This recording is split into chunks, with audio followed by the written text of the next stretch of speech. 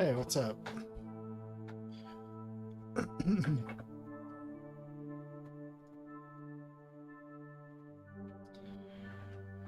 Just start my stream watching this short film by Rat McLovin.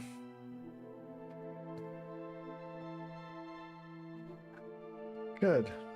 Just went to my friend's art show.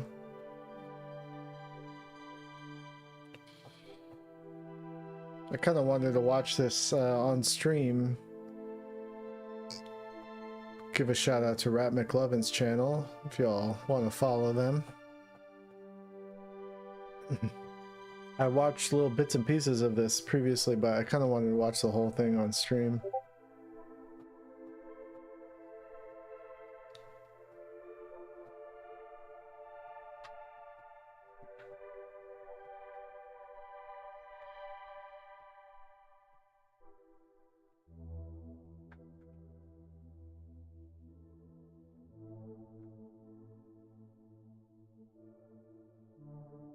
I really like the way they animate this wizard guy's feet walking.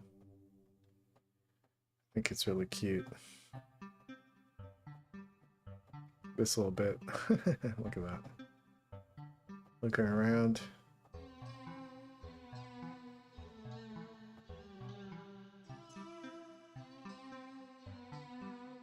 What's up, your man Ray?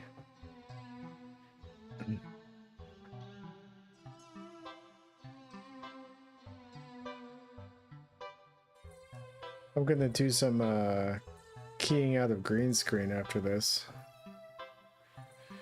It's gonna be really cool.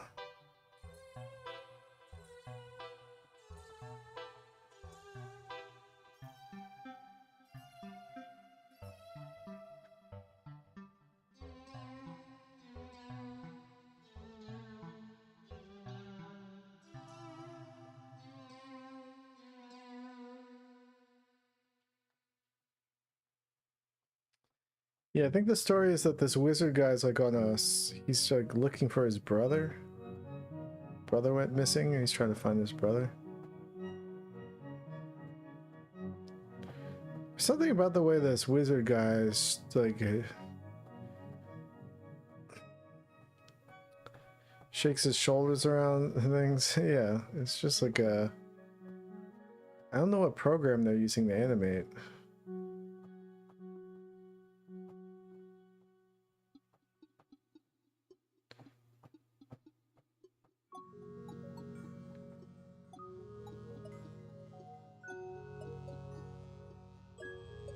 Apparently it's like a husband and wife team that... Oh yeah, I like these little star guys.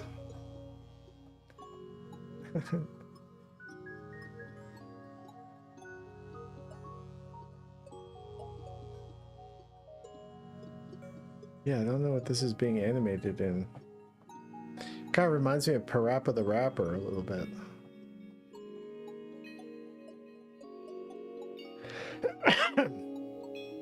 I really wish they had made more Parappa the Rappers.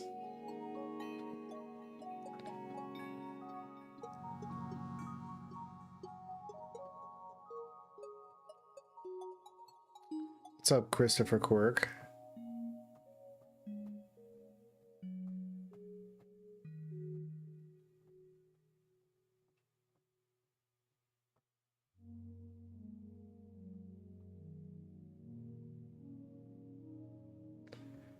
What's up, Kelly 3265?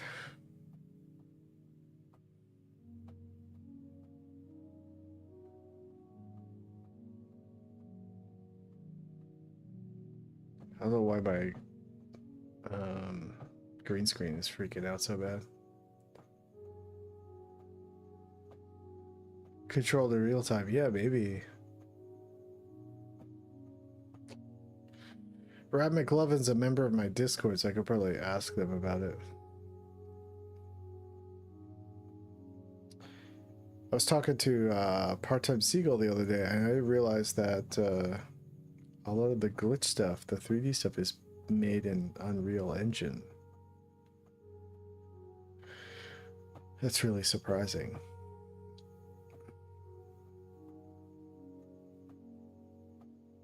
feel like that's beyond. I feel like I've hit the limit of software I want to learn about or get into.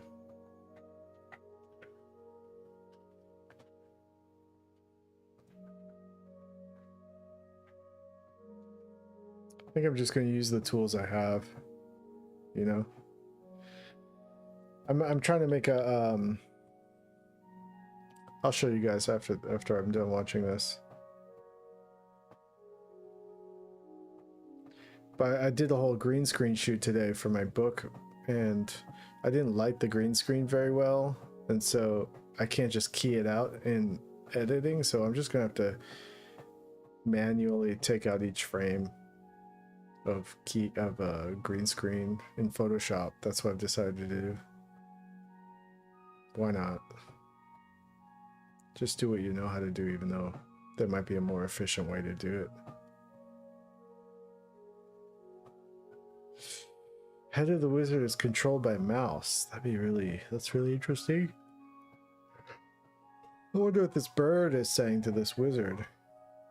There's a little conversation going on here.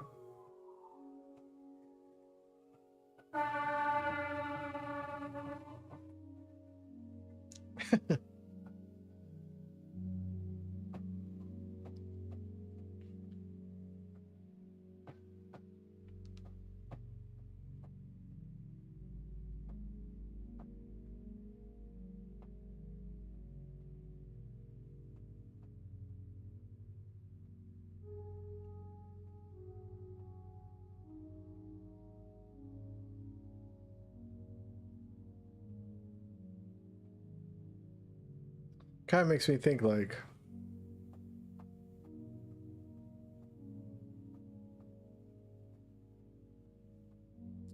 I keep getting these ads from a gambling site called Hellspin. It's pure AI art animation voice. It's so ghoulish. Oh my god.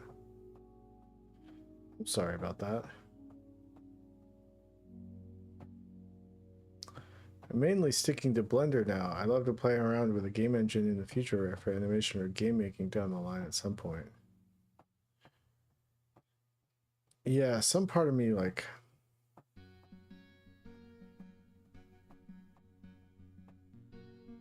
That's cool. I like those waves. Some part of me thinks I should just be making games. But, I don't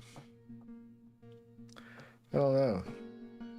There's only so much time in this life.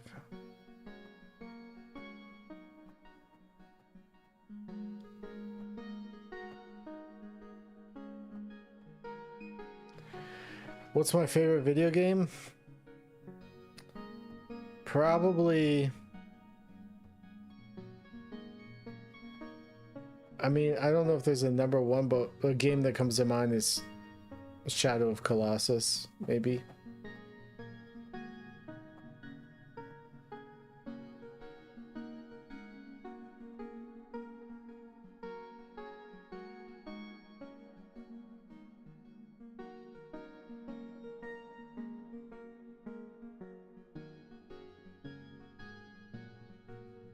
Shadow of Colossus, Elden Ring.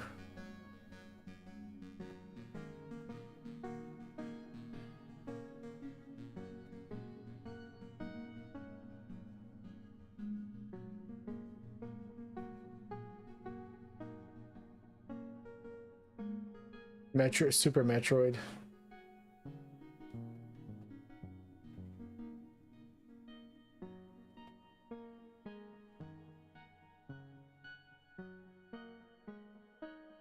That's a nice one.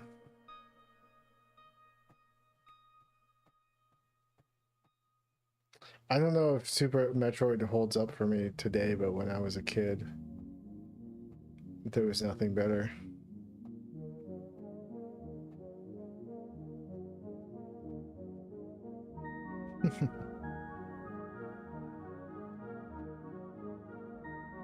I was thinking like...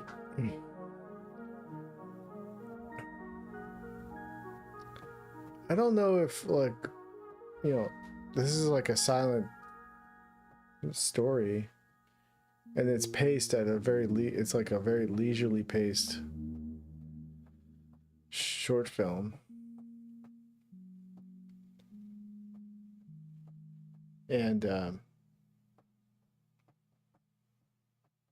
I hope that people can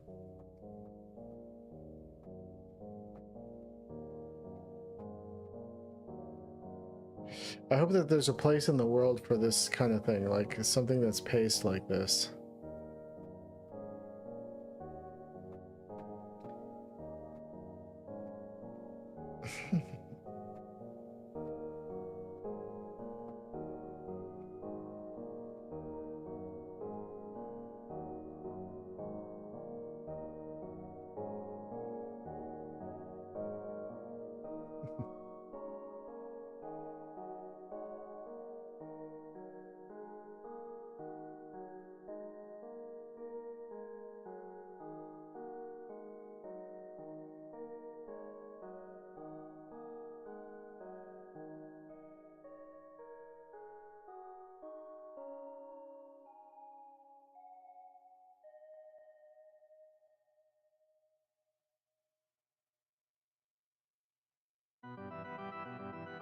Here we go. Here's some conflict.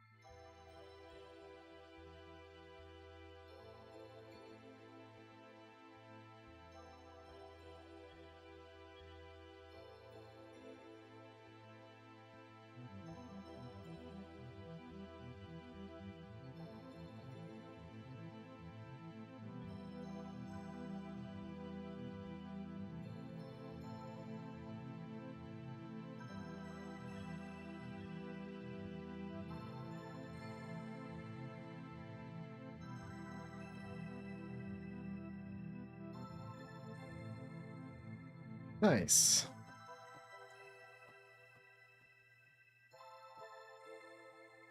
Let this a little bit more. Wizard's Rest.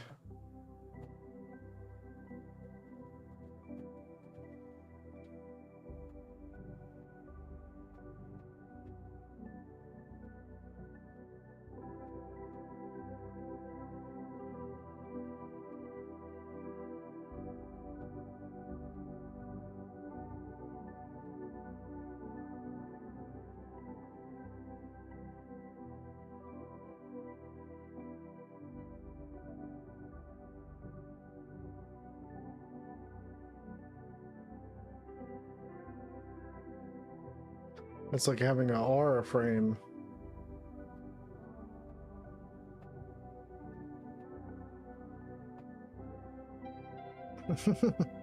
The end.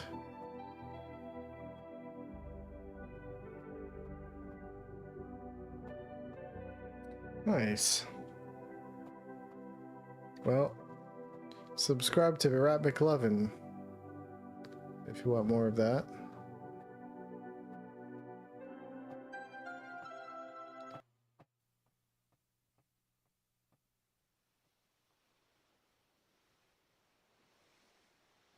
So here's what I'm doing. I'm going through a video file in Photoshop and I'm keying out all the green. It's going to be real exciting. I'm going to do some real exciting shit right now. Dead Cells. Oh yeah, I think I played Dead Cells.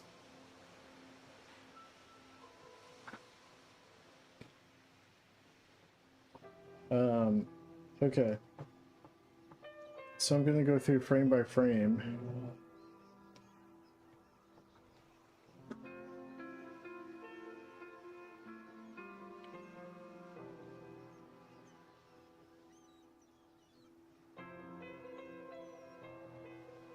The fuck? There we go. Okay. And I'm gonna delete all this gunk. Alright, and go to the next panel. Boink.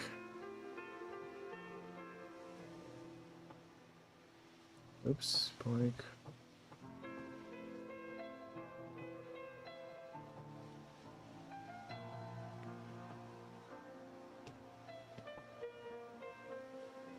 Wonder if I can tolerance 40.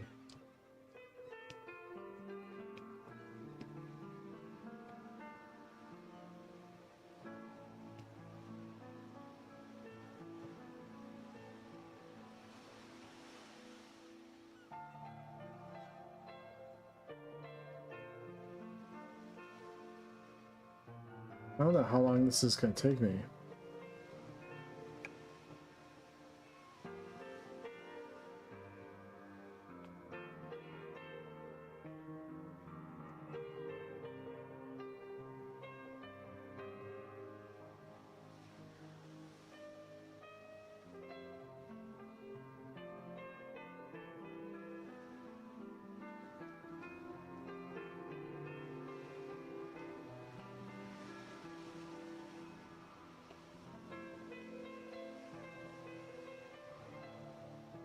How many frames?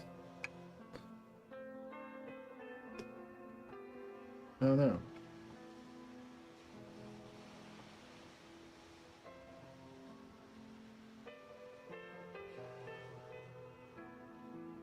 Five, 6, 7, 8, 9, 10, 11, 12, 13, 14, 16, 17, 18, 19, 20, 20. I don't know, probably like 60 frames. That's not too bad, is it?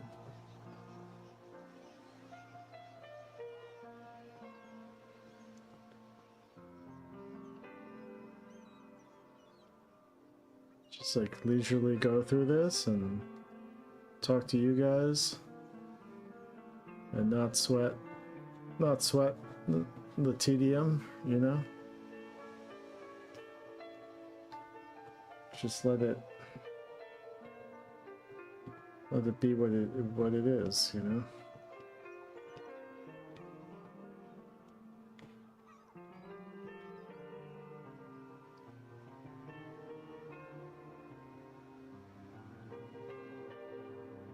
Yeah, it shouldn't be too bad.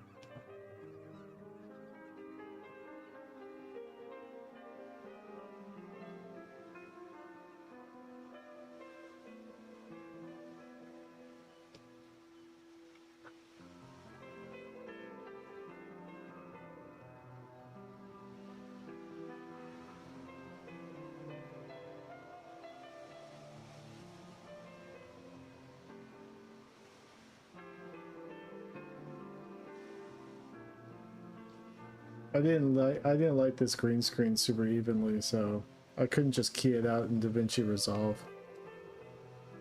And then, you know, I was asking around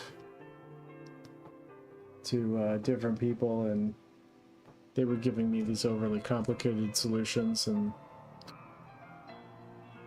sometimes you just gotta fucking brute force it, you know?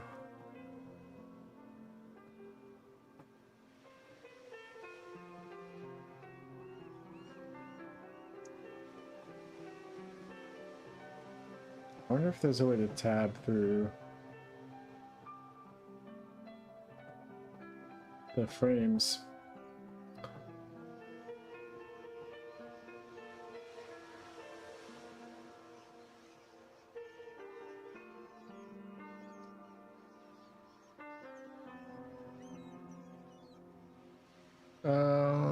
Okay. I don't know.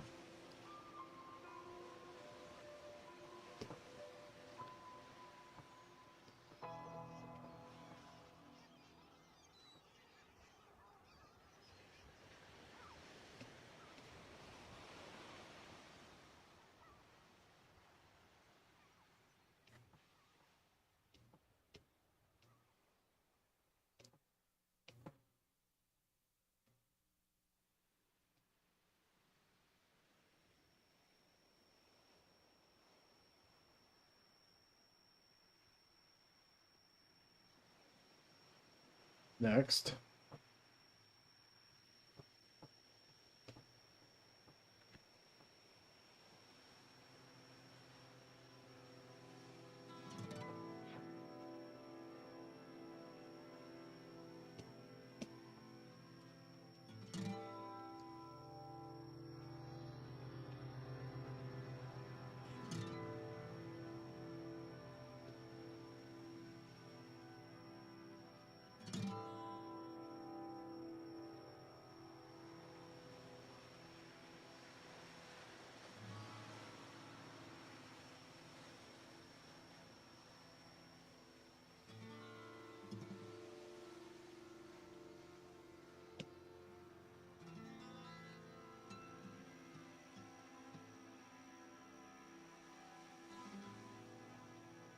What were your inspirations for the story of Forming? Not other comics, just like what are you contemplating?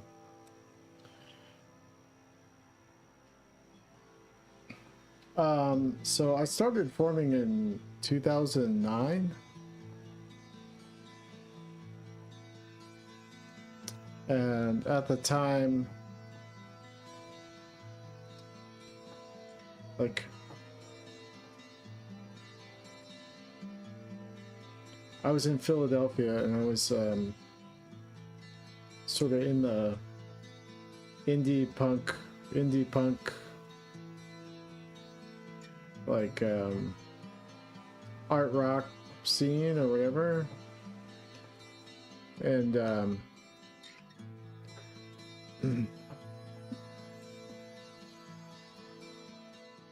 and I felt like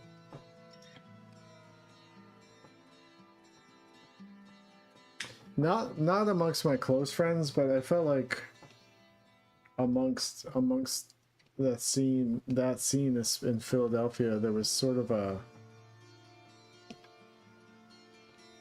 leaning towards sort of a material solutions to problems in life and things like that. And I just,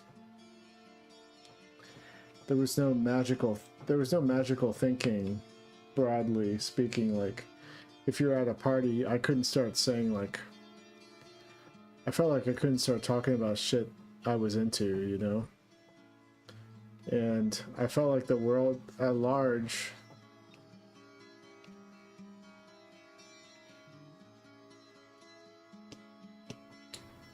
was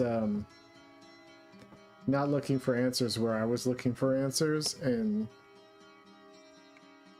there was this heavy emphasis towards materialism, and I felt like I was watching lots of Sun Ra videos, and I just felt like whatever answer I was looking for, I wasn't going to find it at a DSA meeting, you know? So I started looking more into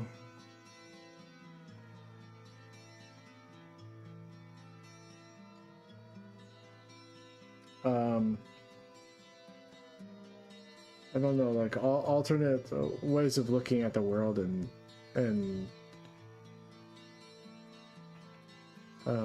occultism and magic and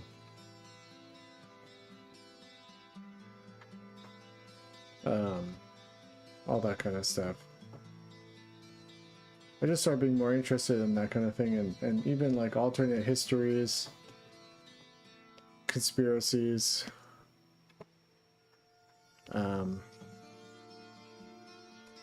I would stay up late and listen to Coast to Coast on with George Norrie.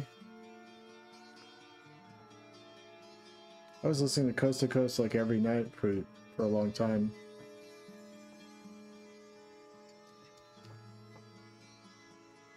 And that sort of informed the start of Forming. I wanted to make Forming my lifelong statement about art making and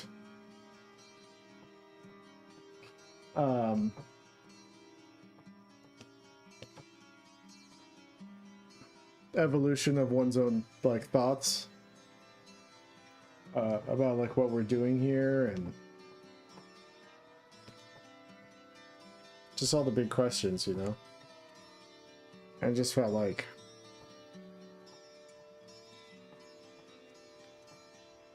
what we're doing here couldn't be what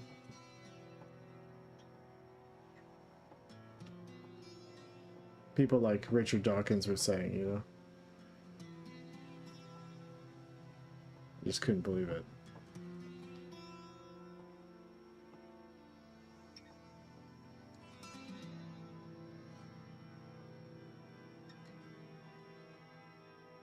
I've never been able to speak about my spiritual beliefs to anyone IRL. It's like a whole half of my identity I keep secret. Yeah.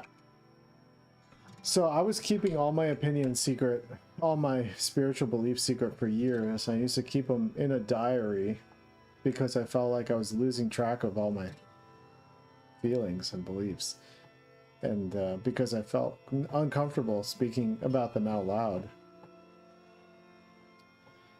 So I kept them in a diary for a long time, and then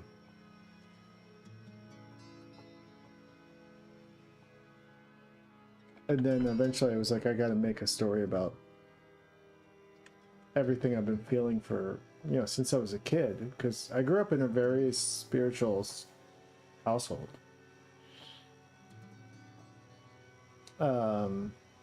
Where my parents made lots of life decisions based around sort of spiritual intuition. And for me, that was my reality, and people were telling me that was growing up. I've had different voices telling me that is like bullshit and whatever, like corny or whatever. And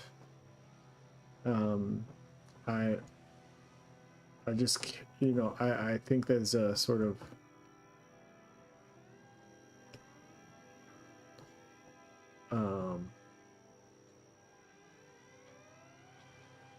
bad faith engagement with one's own like world to kind of like hold that position. And I felt like it was becoming so powerful, especially like on the left politically, like if you feel like that's your social circle. I just wanted to make a statement sort of like advocating for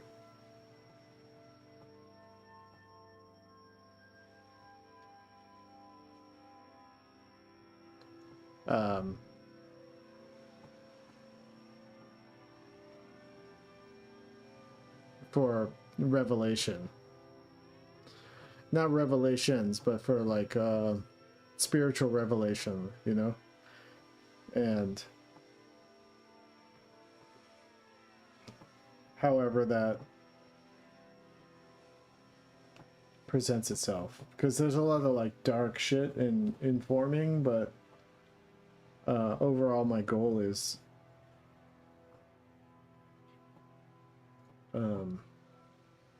like to find that sort of path or answer through my own stories.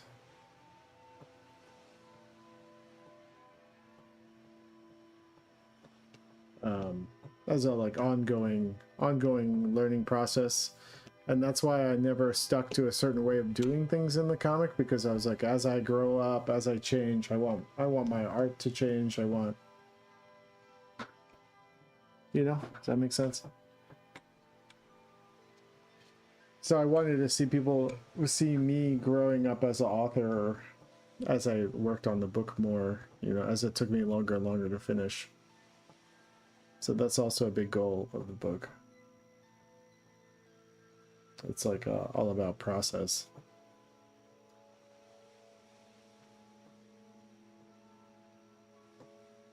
And a lot of like cyclical themes. Because in the end, you know, I found as I've gotten older, I'm like not that it's sort of, maybe it's a disappointment or something, that I'm not that much different than I was when I was younger. And like I keep thinking I'm making all this progress, but I think I'm like it's very, very close to being a similar same person. I always was. So part of the book is coming to terms with that kind of thing.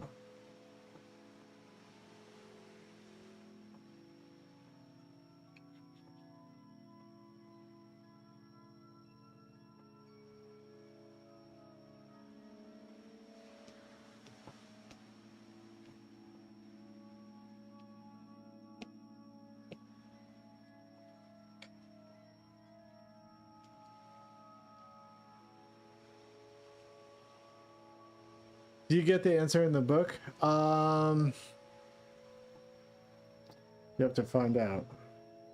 I don't know if you get the answer in the book.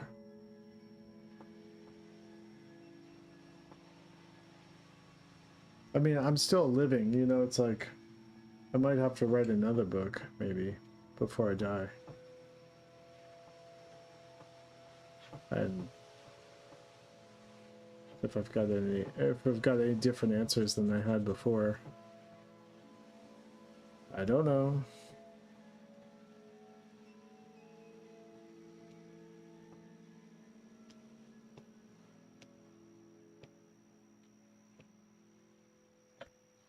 Yeah, I don't think forming isn't really about answers, it's more about process.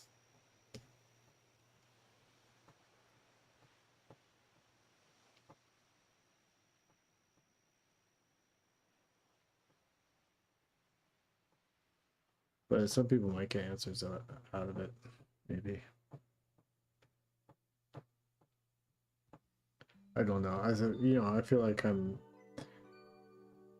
if you know me for a while, you probably know how much I'm unsure of everything all the time.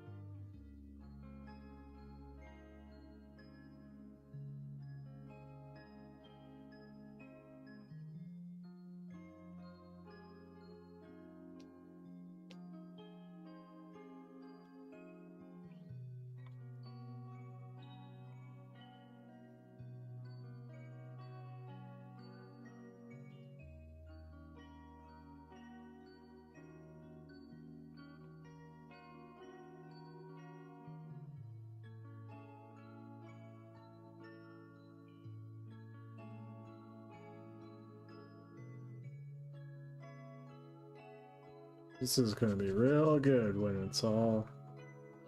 I don't know what I'm just building this commercial from scratch and I'm sort of improvising what I'm gonna do with it, I guess. But I just knew I wanted to put my book and Dash Shaw's book on a green screen and rotate it.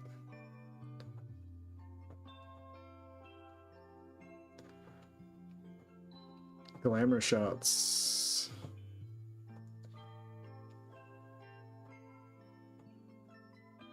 Hey, it looks like I missed some frames.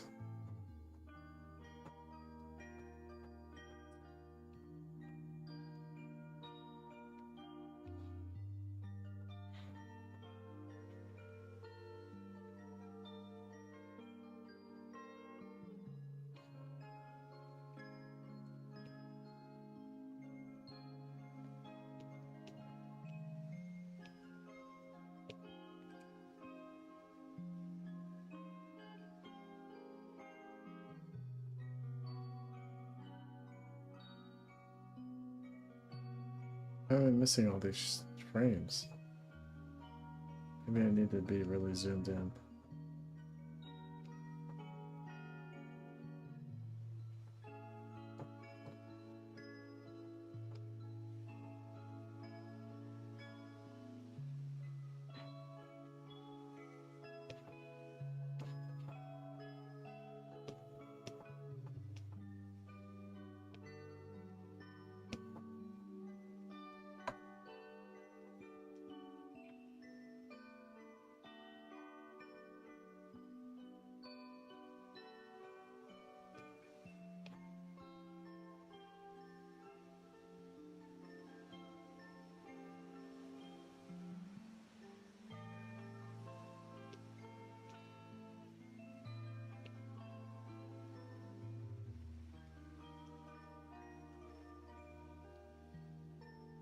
I've been popping into your stream every few nights. Really cool to see your process and get your perspective of your own work and the work of others. Cool, thanks. Yeah, I was thinking about trying to, every time I stream, trying to stream something by someone else. Like a short animation or something that someone else made.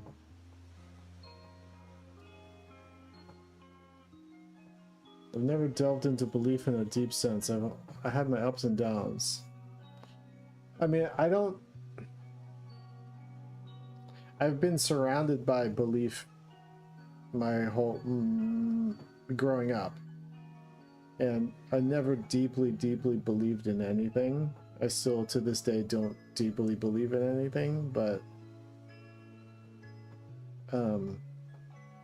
except that I believe in the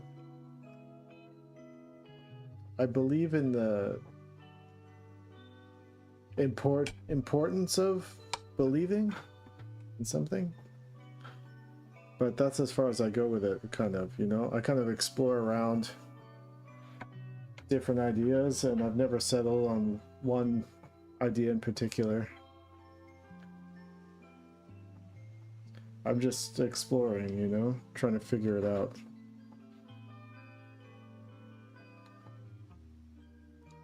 People say my ideas are oftentimes like, seem to gravitate towards Gnosticism, and I probably would agree with that.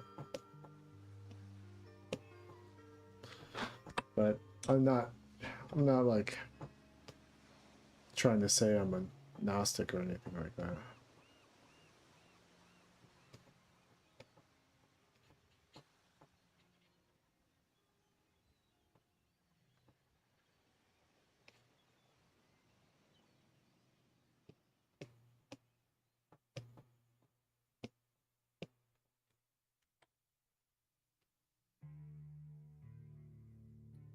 Went for a class to be married in the church if I want. Went scorched earth after and experienced. And about a year ago, I've gone agnostic, really. Seeing religion as important to morals and more. Yeah, I don't know how I feel about religion, but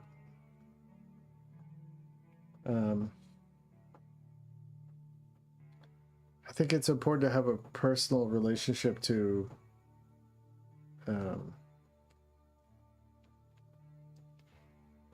like a personal dialogue between yourself and sort of a magical perspective or a spiritual perspective, or like not just working through all this stuff through like a institution, but through, you know, do your own research, you know.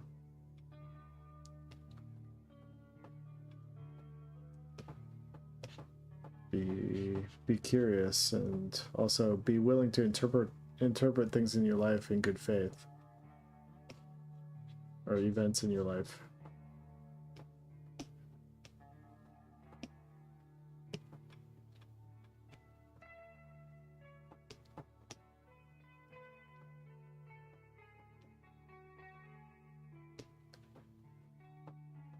Like, meaning that if you think a certain moment in your life has some higher meaning, or maybe it was you're getting a message from some sort of like higher intelligence or whatever, you probably are.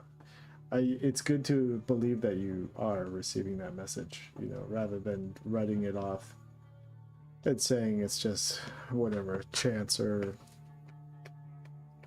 coincidence, or like confirmation bias or whatever.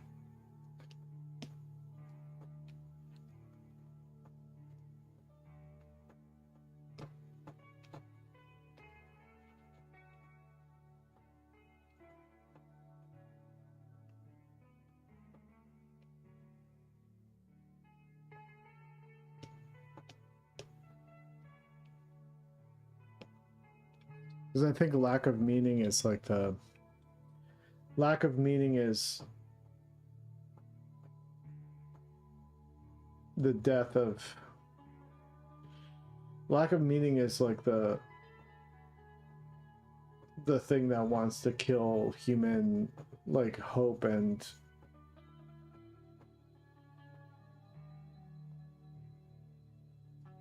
striving for a better world or something, you know.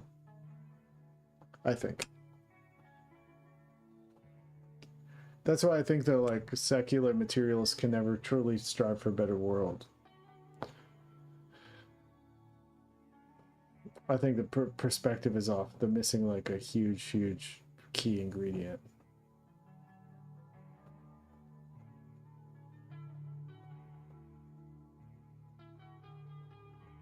Even though some very super close friends of mine are of that persuasion.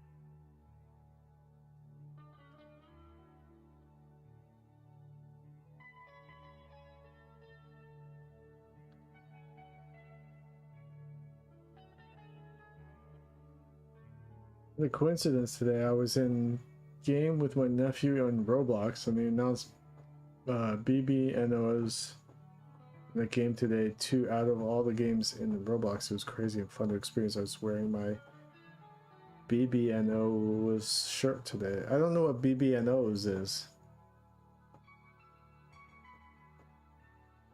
That's a Roblox thing? I've never played Roblox. I was talking to my friend Andy today about he has a 10-year-old kid, and he only lets her play Roblox for 15 minutes a day.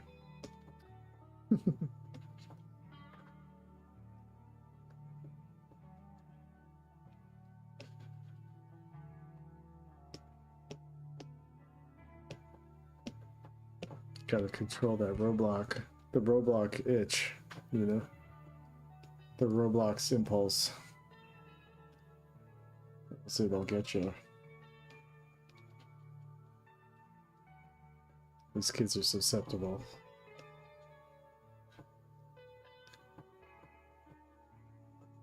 Oh, okay. He's a Canadian singer rapper. Okay, I've heard of them.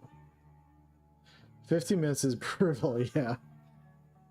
Maybe because I remember when they came to visit me in LA, and she was on the iPad with the Roblox going pretty hardcore, you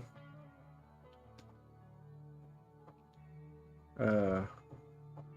So maybe after a while, my buddy Andy was like, we gotta put a stop to this. It's getting out of control.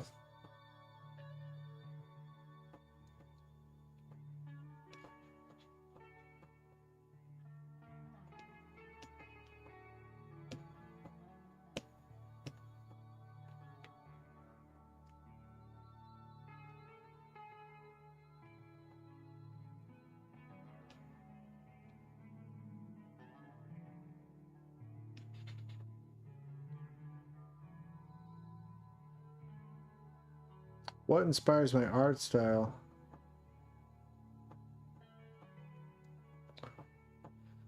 I was really inspired by Marvel Comics growing up. John Buscema. He made a book called How to Draw the Marvel Way.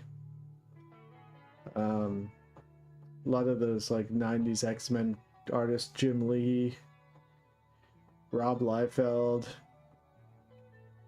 Arthur Adams, and then later on I got more into Richard Corbin,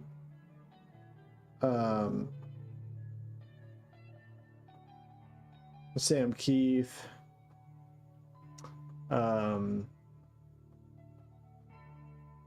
what's his name? The guy who drew Lobo. Fuck, what's his name? I'm blanking on his name right now. And then like and And then I got into more like underground black and white humor comics and stuff.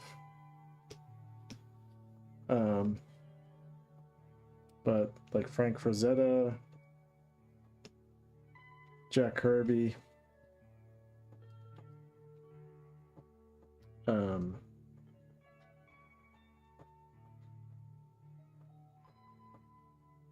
Daniel Johnston,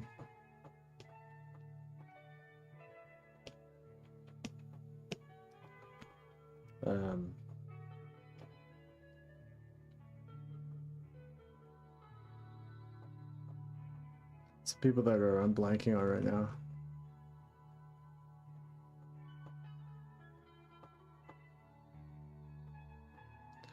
Yeah, my internet, did something happen last stream? I remember cut off abruptly. Yeah, my internet has been really bad. I had a technician come by today actually to replace some lines. Hopefully things smooth out, but I've had problems for the past like 3 months with my internet. So sometimes my upload speeds just completely tank randomly, and I lose my streams. But I've been working on it with Spectrum for like 3 months.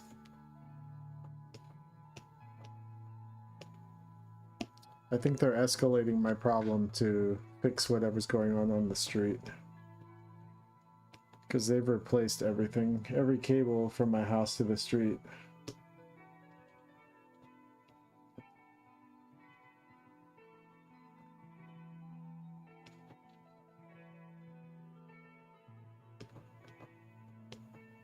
I don't know if this is boring to watch, but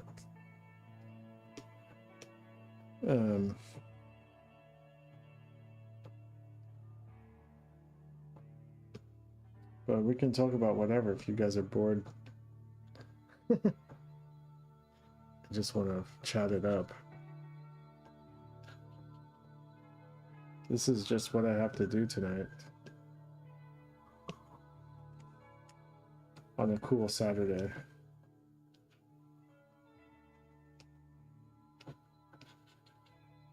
Cool guy Saturday.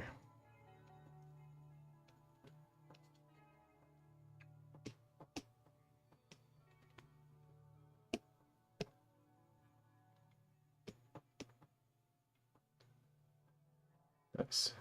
Draw along. Anything I'm looking forward to?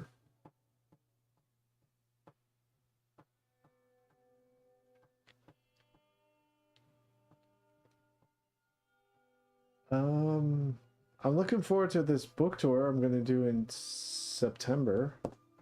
I'm going to New York and Baltimore and Portland, Philadelphia,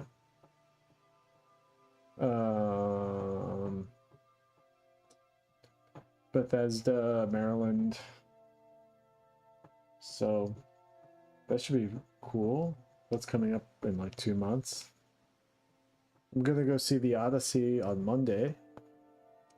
I wasn't really interested in seeing the Odyssey, but then I mean, I kind of was, to be honest, but I didn't like the gray palette that Christopher Nolan was using, and I was like, maybe I'll skip it.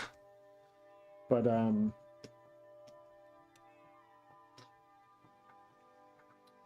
my friend Alex was like, you want to go see it Monday? And I was like, all right, I'll go see it. So let's see it Monday matinee of the Odyssey. I mean, I love the story.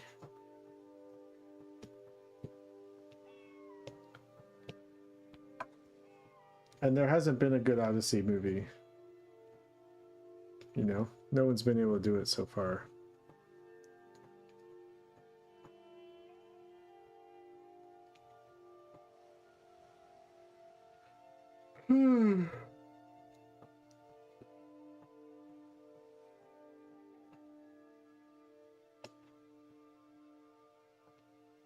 There's an Armand Assante made for TV movie that was like pretty mid.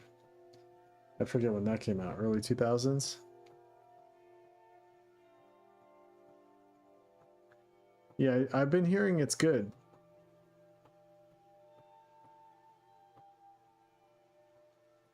So so that's nice. That's very helpful. I mean, overall, I enjoy Christopher Nolan's movies. At least for like immediate entertainment value.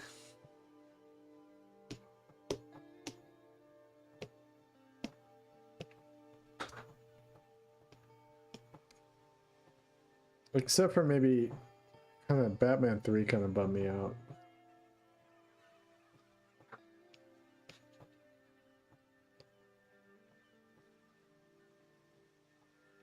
Even though I liked Bane.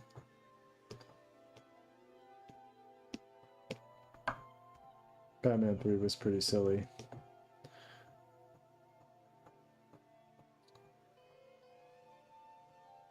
Music. Yeah, there's a musician named Alice Cohen that I've been kind of like passively into for a while, but I never bought any of her albums, and she's been around since the 80s. She used to be in a band called the Vells that had maybe like a minor hit in the 80s, but she kind of just like has been making albums, and her stuff is really, I really like it. It's like pop music, but it's very baroque and very like art, you know, arty. So I like Alice Cohen. My buddy actually texted me yesterday saying he saw her live in Philadelphia, and then he was like, have you listened to her music before? I was like, yeah, I like Alice Cohen.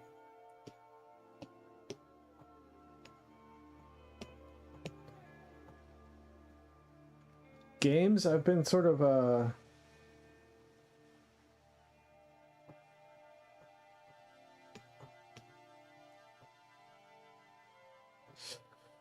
semi recently I sort of got into Cocteau Twins for the first time in my life, which is, you know, a long overdue kind of thing.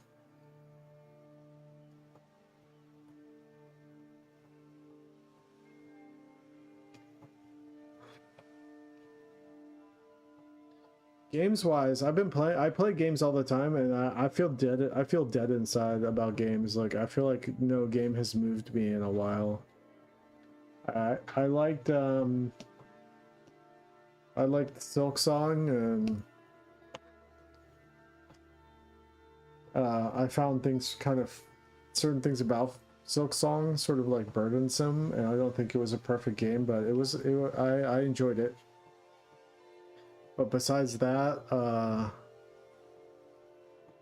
nothing has really moved the needle for me video game wise for a while, and I keep downloading games and not liking them. I basically need FromSoft to come out with a new game quickly, and I don't have a Switch too, so I'm not gonna be able to play Duskbloods. And I'm not gonna buy a Switch just to play Duskbloods.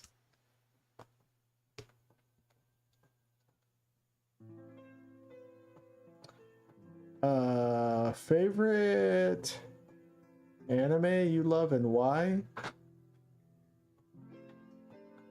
Oh, Skate Story. Yeah, that looked pretty interesting. Yeah, maybe I'll play Skate Story. It seemed like a cool auteur kind of game. Favorite anime?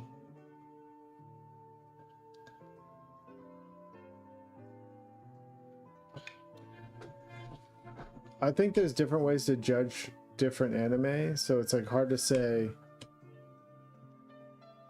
I couldn't say like favorite, you know? Favorite arty anime is Mind Game, probably. Favorite like kid style action anime is probably Hunter x Hunter.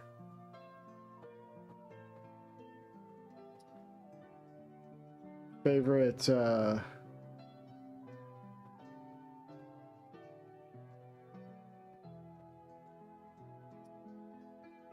philosophical sci-fi anime.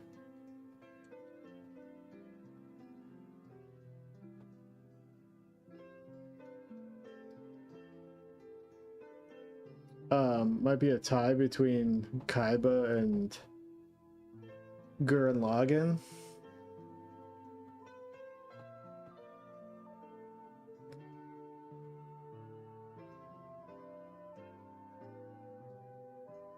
Anime that had one of the biggest impacts on my own personal like things I do in my own work. It's probably Fist of the North Star. May I recommend a game? I recommend Inscription if you haven't played it already. It's got some of your DNA in it. I did play Inscription and I loved it. Inscription, yeah, was one of the best games I played the year I played it, for sure. I need more Inscription style games in my life.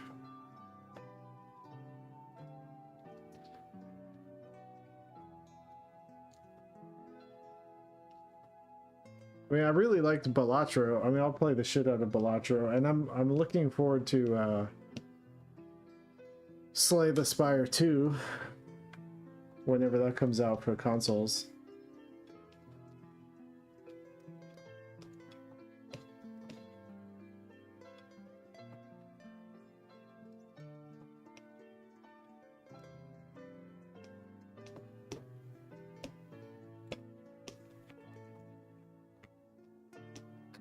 I really liked Nier Automata. I wish that guy would make more games instead of doing some Evangelion reboot thing that he's doing. What do you wish you had more time for? I wish I had more time to learn other languages. I'd like to learn French.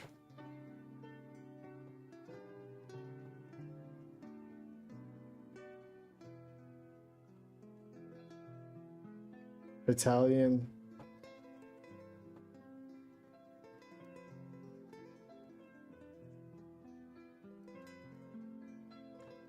Maybe Japanese.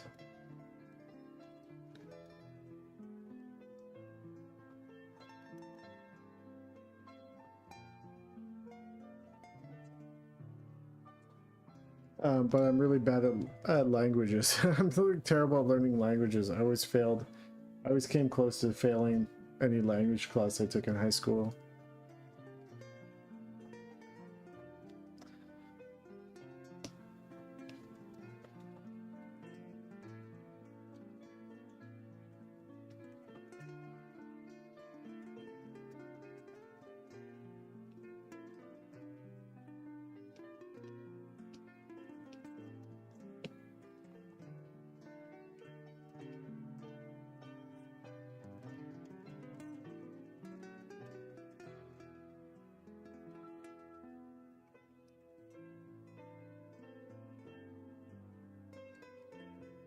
Italian is easy.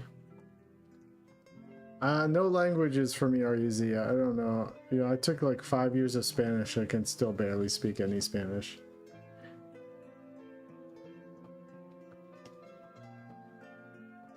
I just don't have the brain space for it, and I feel sort of inadequate because I don't at least know one other language. But what can I do? I'm just, I don't have the hardware for it.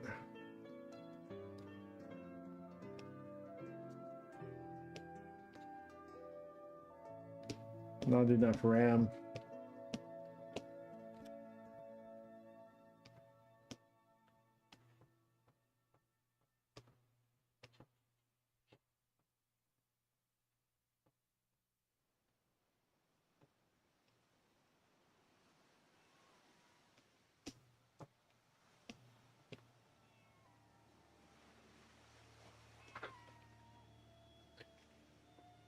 If I had a Dreamcast, did you have a favorite game you enjoyed playing?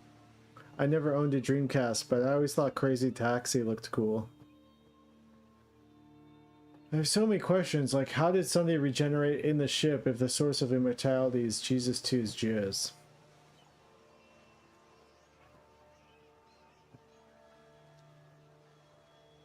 You start to wonder, how often does Jesus 2 need to jizz to keep the universe immortal? It's sort of like a Santa Claus thing, you know? How does Santa Claus visit every kid across the world in a single night? Or like, if you stop watering your plants, will they die? Or can you skip a week, you know? Sort of like that.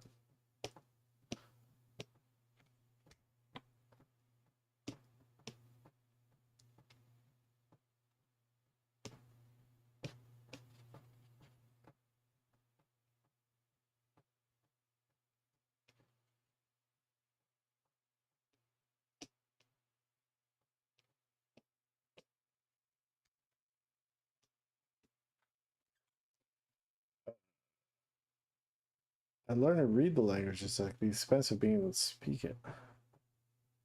Foreign languages are loads of fun. The problem I've found is that it's useless if you don't get to practice it on a regular basis, at least for me.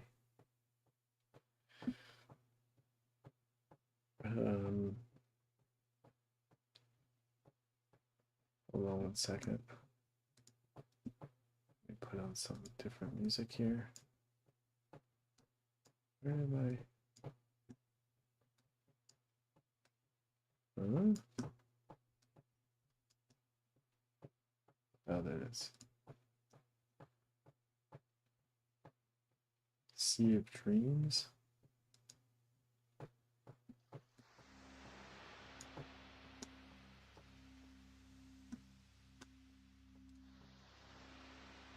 Anything challenging lately? Yes. I tore my MCL in my knee, and it's been an ongoing problem for like 3 or 4 months. And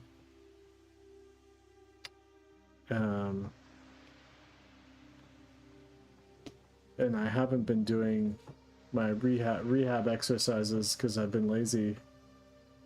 So I should get on that starting this week.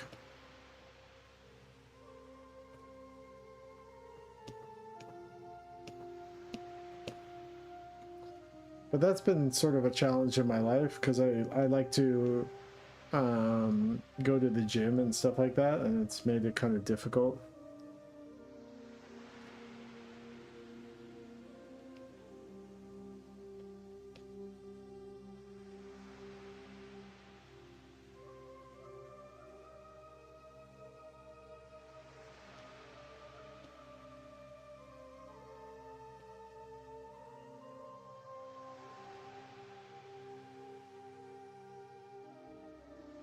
Sounds of the Dawn is a YouTube channel that just collects all these old, random, rare ambient tracks.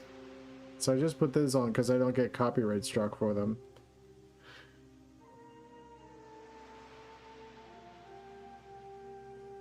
I worked on a commercial recently, and I found that really challenging. I art directed a McDonald's commercial.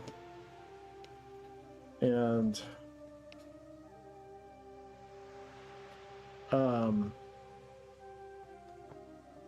it was like a Happy Meal commercial for BTS, the Korean boy band BTS or whatever. And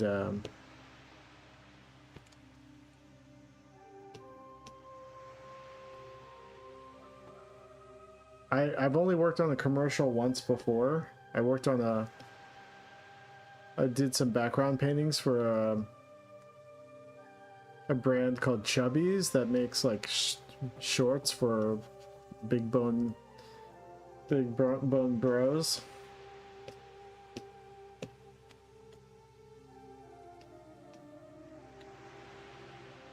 But working on a commercial is completely different than working on a TV show, and I wasn't I had a bit of a culture shock. And I'm, I think I've decided I'll work on a commercial again.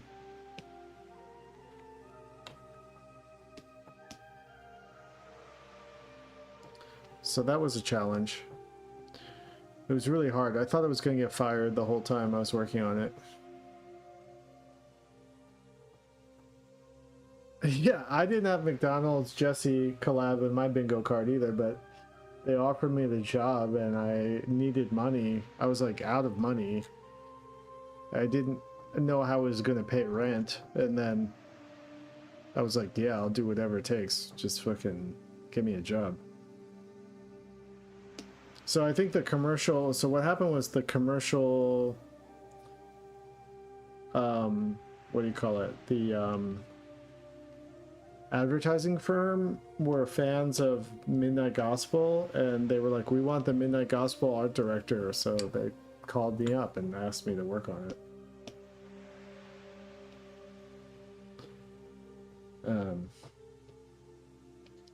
And I remember being like kind of confused, like why would McDonald's want me to make a psychedelic,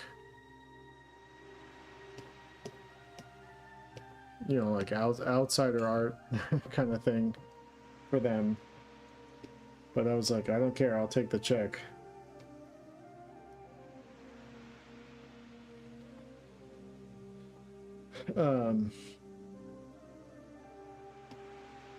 Yeah.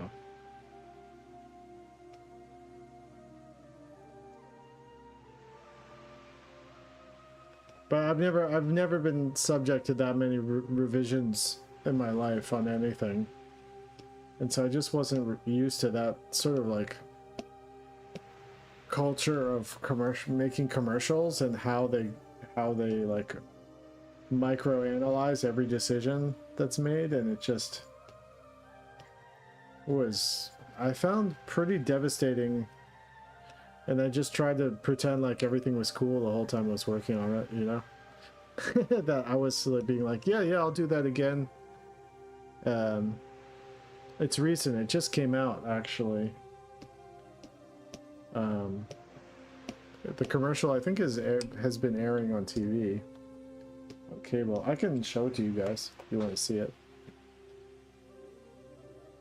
I think I can show it to you guys. I don't know. I've got my own personal copy of it. At least I can scrub through it and show you the parts that reflect what I did. Let's see here.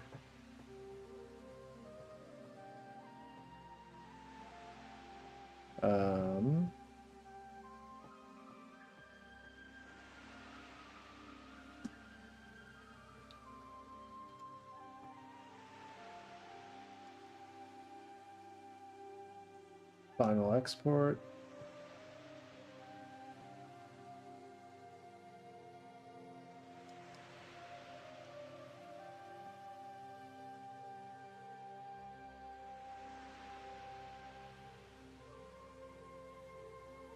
Let me stop the new age music.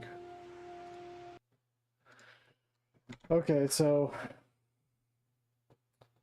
I don't know if I can show that. I don't know if like I'll get copyright struck for show. I don't know. I don't know what the rules are. So like there's BTS that's like they're like cartoon avatars called BT21. But all this was like 3D. This was all the okay, so I designed this comet. What's this comet? Yeah. So this comet, we did like, I don't know how many revisions on this comet. It was a completely different. When I first designed it, I was just going like full Midnight Gospel. And they kept being like, make it less scary, you know. So I tried to make it as friendly looking as I could. And then all these sparkles and stuff is like there's an effects animator, I forget her name, but she did all these effects on top of it. And it comes down to Earth, and then you know, proof of smoke. So it's like, don't make it threatening, don't make it threatening. And then all this stuff, like this blue space background here was, this blue space background was like I don't know whose mandate it was, but it came from the commercial firm. The advertising firm was like, you have to use this blue background. This is the blue space background we're using in all of our BT21 stuff, you know? And so we had this template, this PNG, high-res PNG of a blue space background. So I didn't design this. We just like comp this in. And so the only thing in all of this that I actually designed was like this comet. Everything else was like, there was a 3D team that they were like ripping, ready to go. Like they had their own pipeline. Like, I don't know. I just kind of went along with it. And oh yeah, so like maybe I could show you guys the early concepts I did of this stuff. Like this ended up being nothing like what I originally designed. I was, you know, I have a tendency to design stuff that's like very aggressive looking. And then we went in a more like a Cinderella kind of direction. I did these swirling sparkle idea. And then I did, I designed, okay, so if you can tell, I designed this, I painted this background. And also I designed this ship. And this was probably like 20 rounds of notes to get to this ship.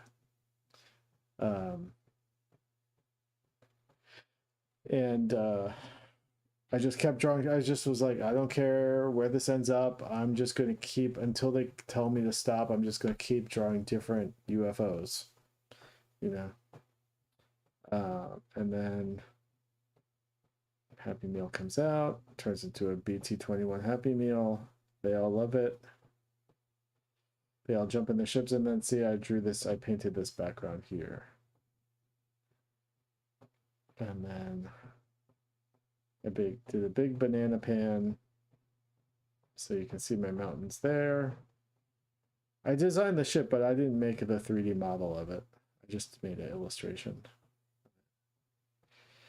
So there you go. It kind of has my touch, a touch of things that I do in it. I mean, I was pretty proud of this background. But I had no idea when I first jumped on this commercial it was going to be mostly 3D. I had no idea.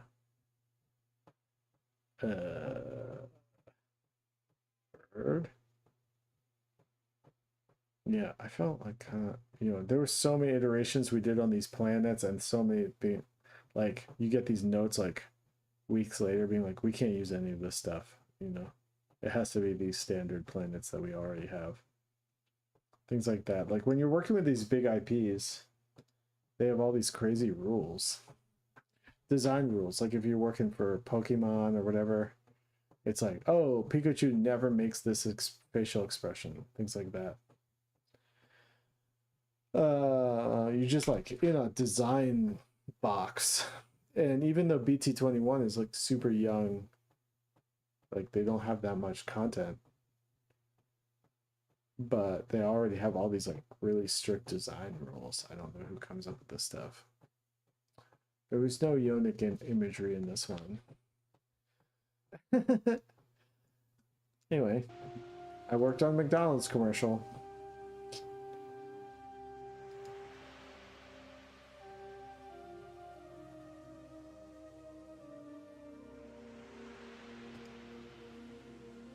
Yeah, I would be sitting there thinking, I'd be in design meetings sometimes and working on that job thinking I was going to get fired.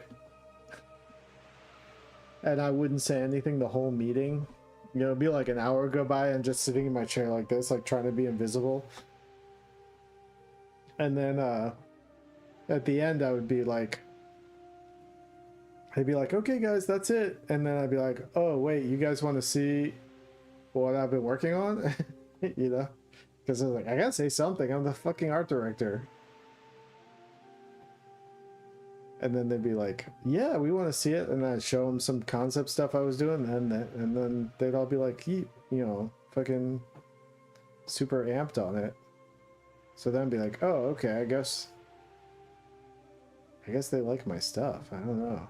I was kind of in my head about it. I don't know. I didn't really talk to the rest of the crew about how fucked in the head I felt about being on that commercial, but maybe I'll tell them some. I mean, I just told you guys, but I don't know. I felt really insecure on that commercial. I felt like I wasn't qualified to be on that commercial.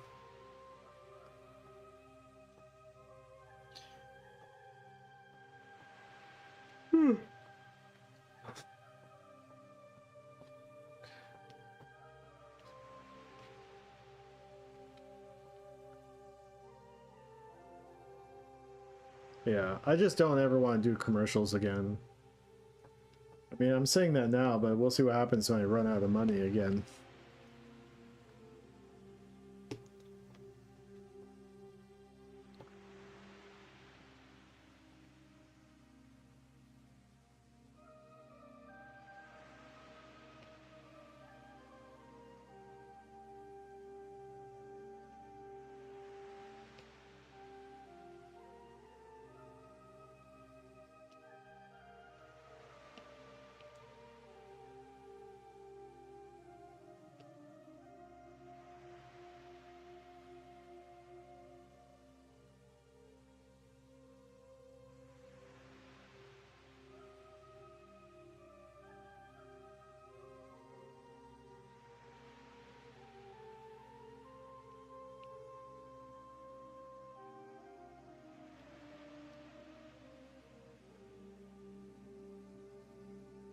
Holy fuck.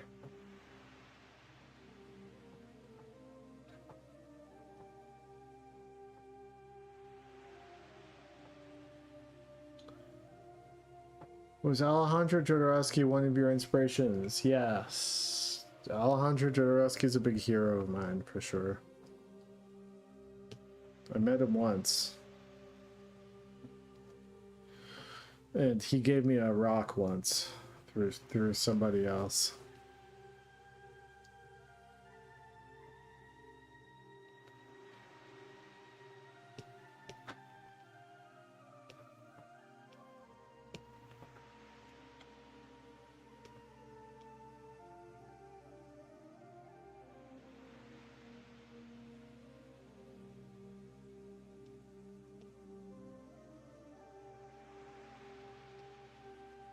But seeing El Topo and Holy Mountain and Santa Sangre really put me on a path, I think.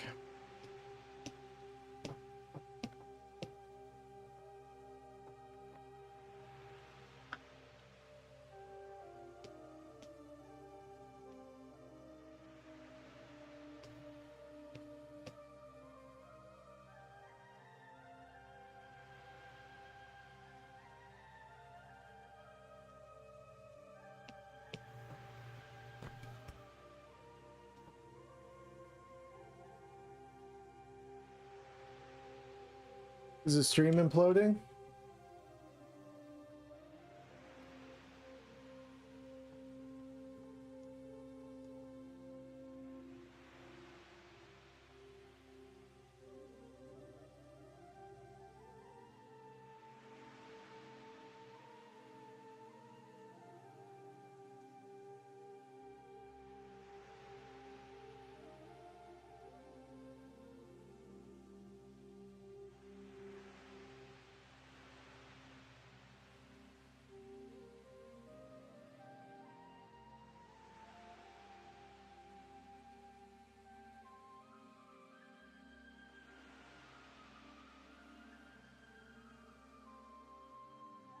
Internet speed test.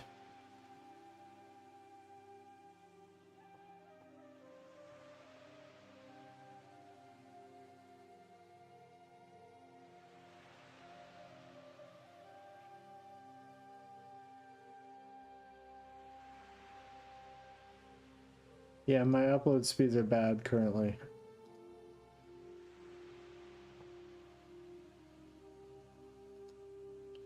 Well, that might be it for YouTube.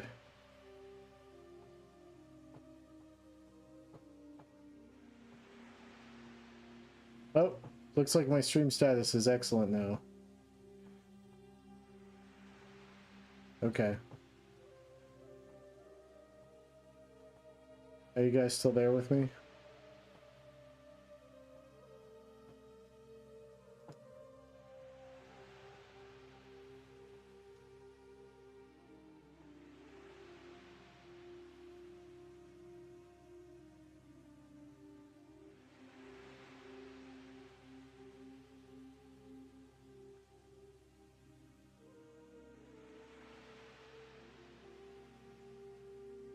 If, well, for the people on YouTube, if my YouTube crashes out,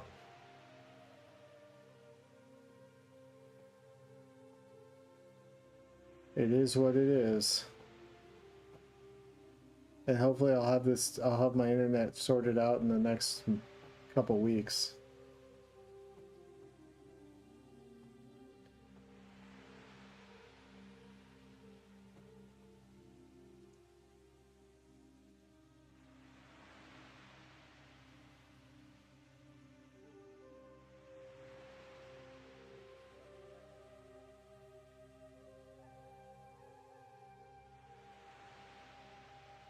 Hey, Jaybird.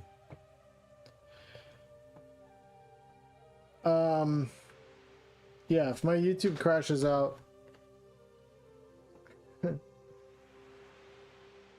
it's just gonna crash out. I don't know. My internet's fucked. I need to switch. I need to switch out of, switch away from, Spectrum. Get that fiber optic.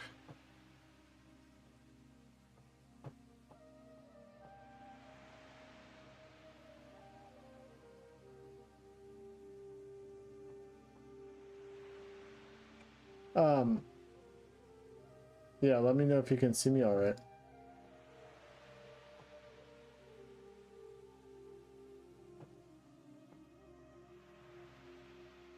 What was a win I had recently, art or otherwise? A win was getting this preview copy of my book in the mail. I feel like this was a major milestone for me.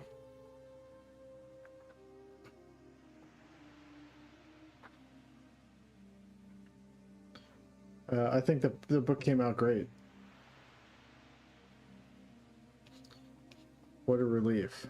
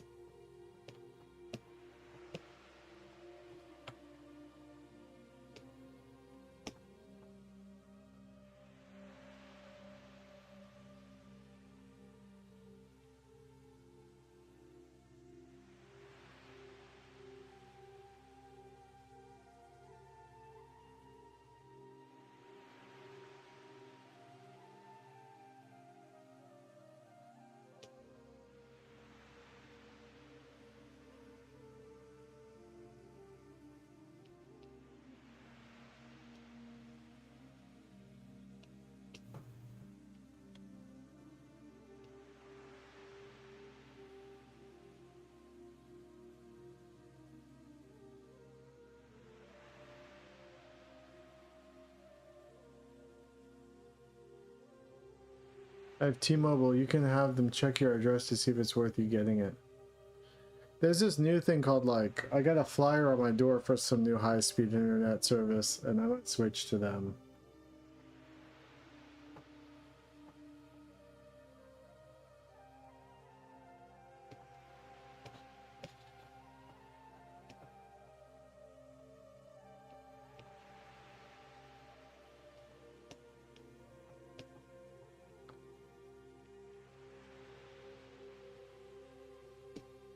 Because I don't know what to do with Spectrum. These guys are bozos.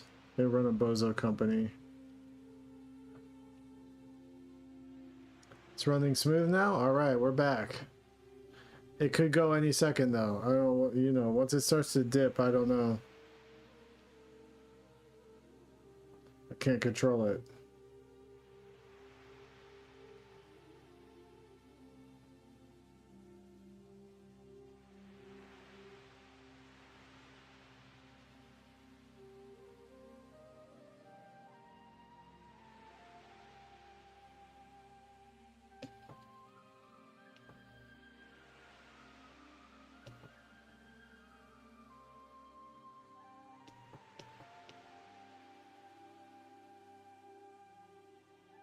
Verrucht. What does that mean?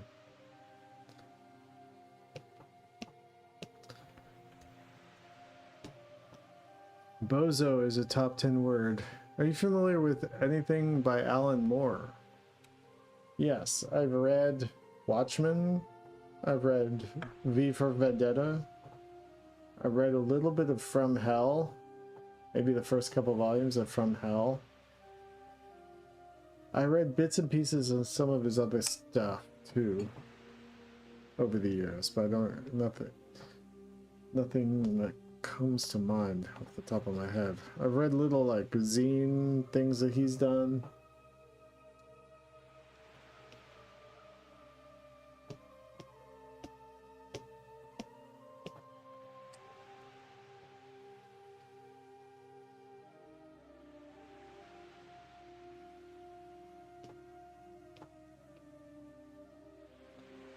I liked Alan Moore. I liked Watchmen when I was in high school. Reading it, I thought it was pretty cool.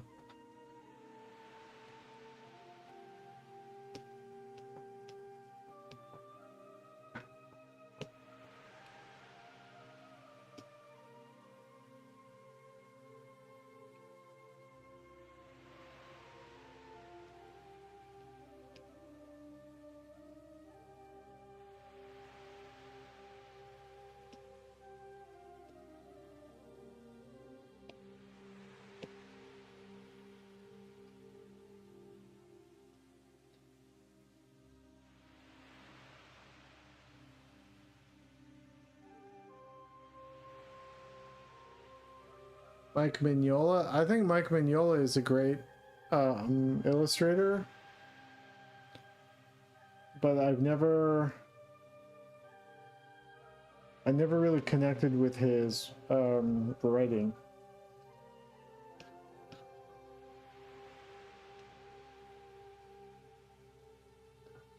I never got into Hellboy or anything like that.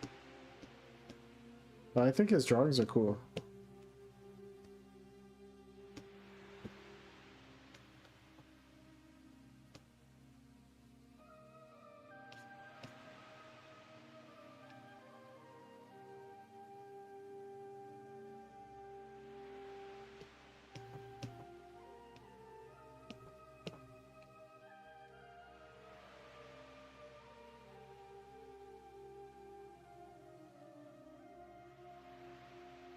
George R.R. Martin? I've never read the George R.R. Martin. I watched Game of Thrones. I watched the show, but I never read his books.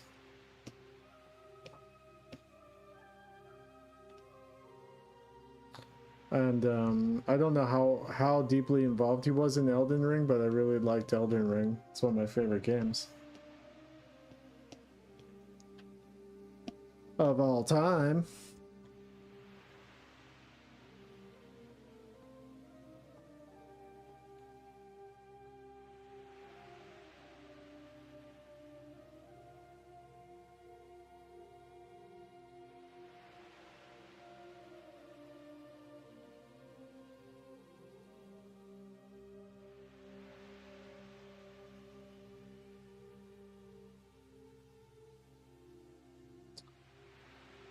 It fucked me up when I met 21 Pilots for a long time. Ha ha ha. I don't know. I don't really know 21 Pilots. I've never listened to them.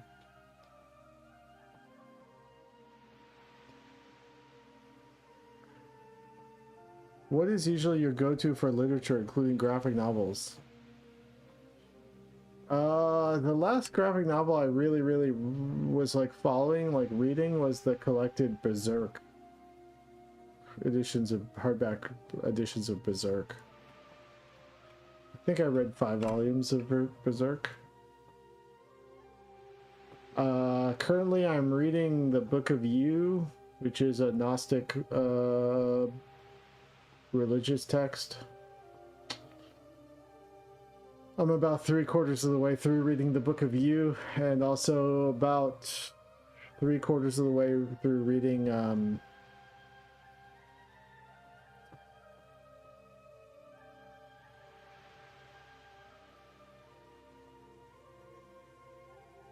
old science fiction novel called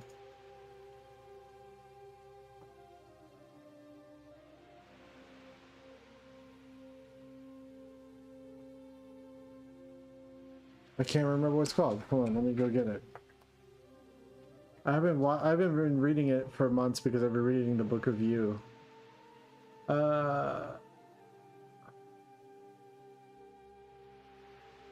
on one second.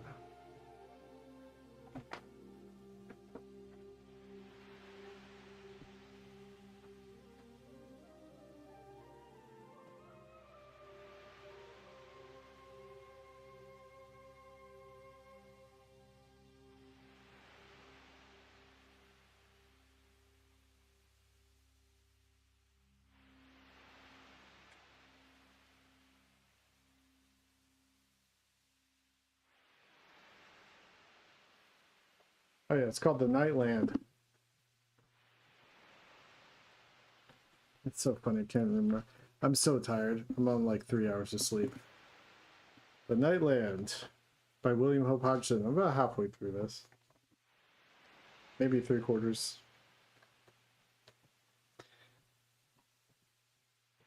It's about a guy who this was written in 1912 or something like that, and it's about a guy who falls in love, his wife dies, and he's so heartbroken that he's like transported into another body in this like post-apocalypse world where the sun has died or is dying, and all these evil creatures have emerged, and humanity is hiding in a giant like 3-mile high metal pyramid that's protected by the ether or something. And he can hear the voice of his dead wife calling him from somewhere in the Nightland where all the evil creatures are, and he goes on a journey to rescue her. And it's so vivid and imaginative and creepy and fucked, and but I got to the part where he like finds her, and then I kind of like lost interest a little bit because I was like, well, he found her. So what happens after that? I don't know. I got like it became more of a romance kind of thing, and then I stopped, kind of lost a little bit of interest. So I don't know. I'm gonna try to finish it, but everything up to then was fucking sick.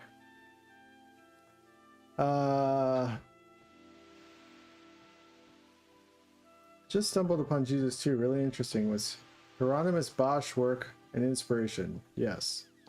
You portrayed what appears to be hell in the same vein, it seems. Yes, I was influenced by Hieronymus Bosch for sure. George R.R. Martin apparently wrote The World, and then Miyazaki said it so many years into the future where it's all gone to crap. I see. Makes sense. Ether theory was sensational scientific theory at the time, until Einstein put a stop to that a few years later with general and special relativity. Yeah.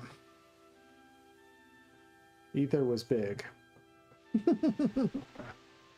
I love Ether. I'm a fan. I'm a fan of Ether.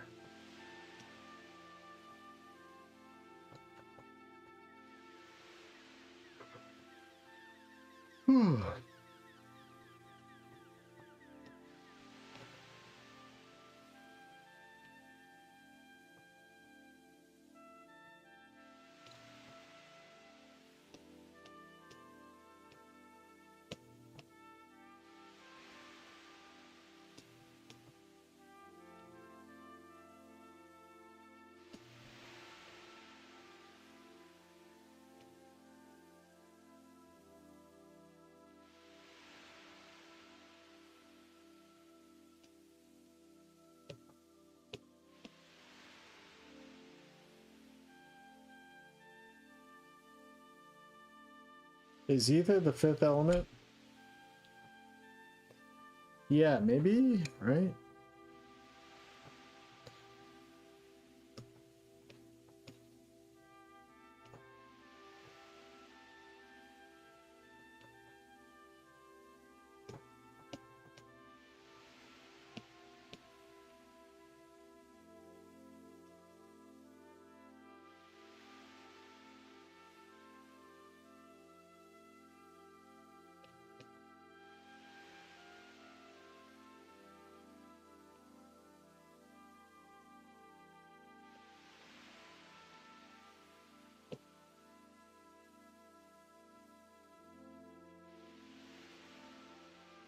Jesse, thank you again for yesterday. Also, I used to get saddened by the thought if you never can read all the good books in one lifetime, death quits exploration. Yeah. I mean, my book reading has slowed down dramatically over the past 10 years due to phone addiction problems.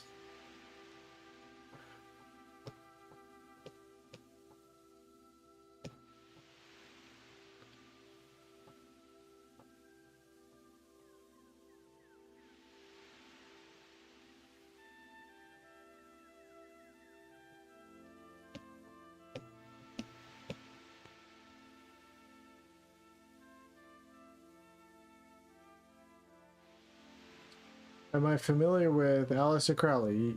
Yes, I am familiar with Aleister Crowley. I've read a couple Aleister Crowley books.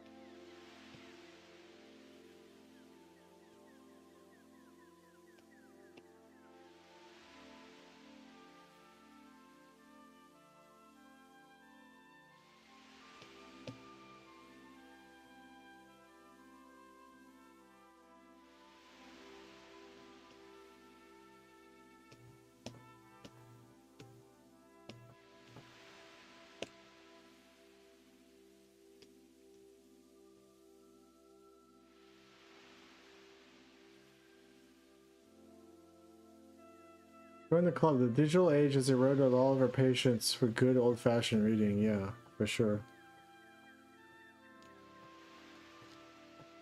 It's hard. I'm proud of myself if I can put in like a half hour of reading a book a day. Cell phones are Palantirs. Yeah.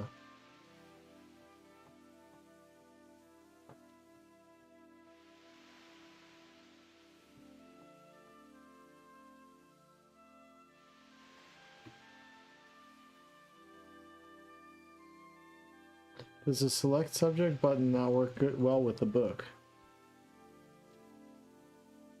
I don't know what that means. I think you're making a joke about cell phones, maybe?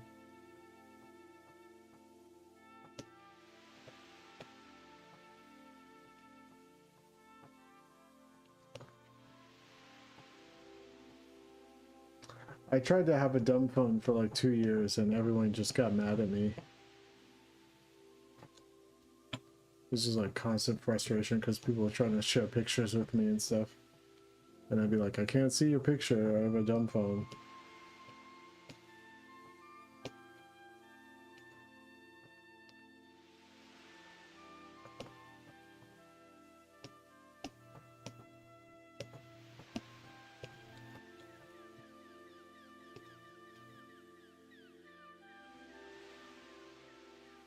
Anything surprised you this week? For me, it's that it's July already.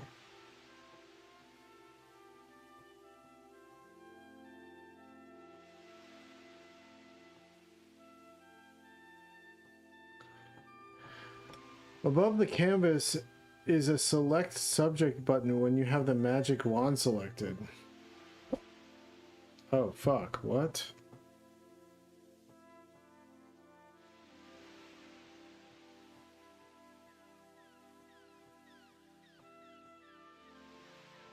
Okay.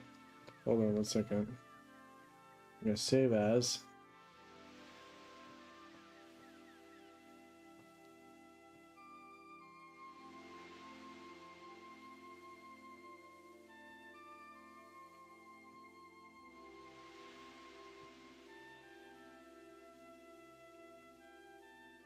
Asked.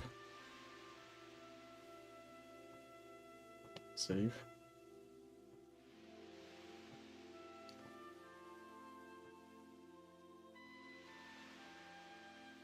Yeah, I had a dumb phone until I had a flip phone until 2009 or 2010, maybe. I really tried to hold out, but all right, select and mask. What the fuck do I do here? Is this gonna work for every frame?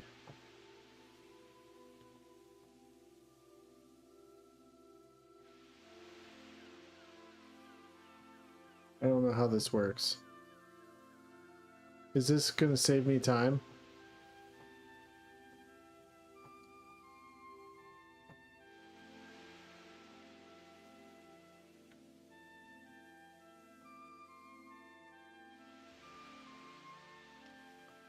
What?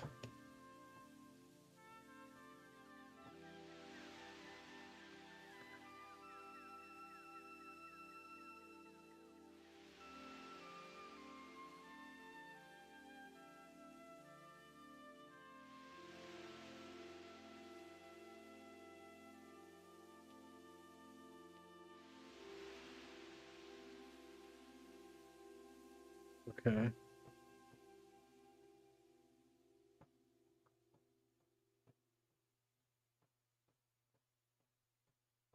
Transparency 100%.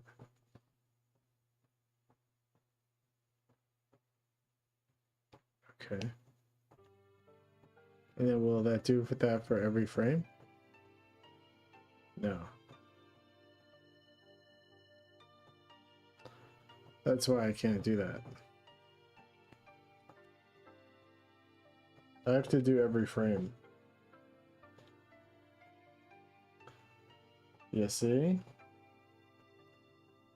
Because it moves around. Oh my god, I haven't even gotten to the part where it starts turning.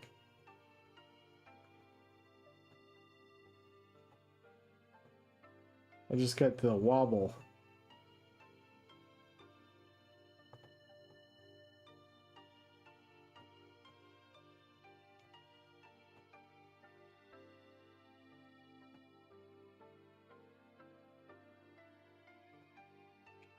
Don't know about others, but I find it really hard to get past the forceful personalities guys like Crowley and Jodorowsky. Their absolute conviction in their conception of reality scares me.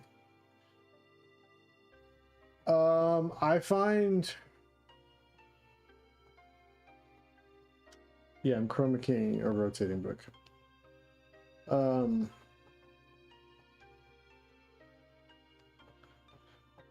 Yeah, dudes like Jodorowsky are more like spectacles. They're spectacles of belief and conviction. And I find people like that really inspiring. But because they're like, it's like looking at a circus. It's like watching a circus. You know, a person who's outwardly, so outwardly confident that they're able to like manifest sort of like a magical atmosphere.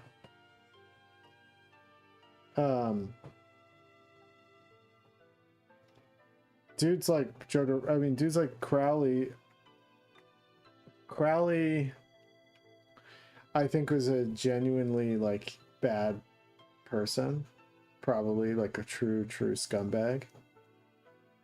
But Crowley was one of the first people to try to like make the sort of like Western magic publicly ideas behind Western magic publicly available. So he's one of those people that's like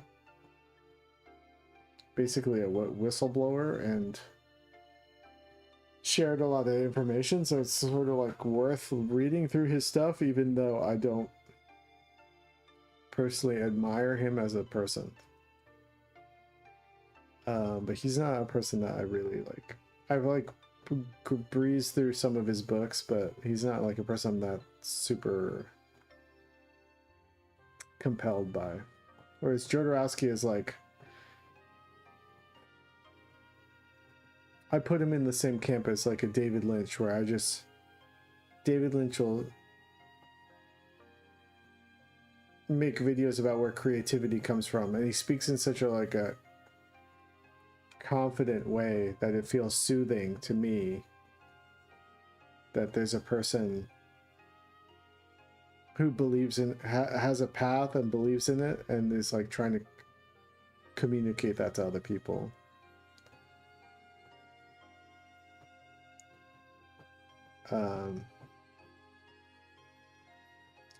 Well, and also what I like about Jodorowsky, I like that he was like he both enjoyed like high and low culture. He loved comic books and fine art, and he loved like fart jokes, and he loved the sublime, you know, at the same time. So to me, like his shock value, like making horror films, gore, and all this kind of stuff, like to me, I'm really aligned with that, you know.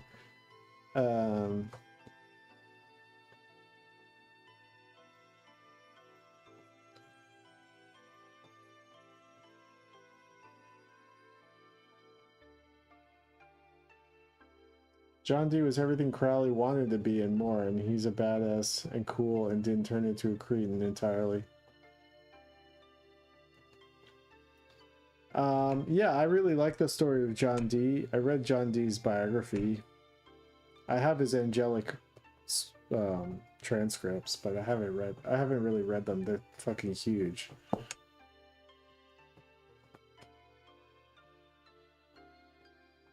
Many use art as a vehicle for dogma. If the dogma is damaging or majority deleterious, that's not a good thing. Thanks, Fantasy Animal Vegan.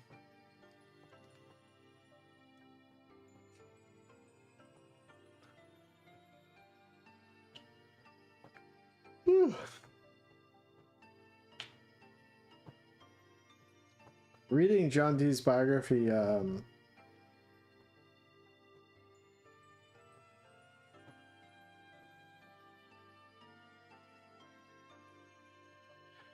really made me think about the sort of like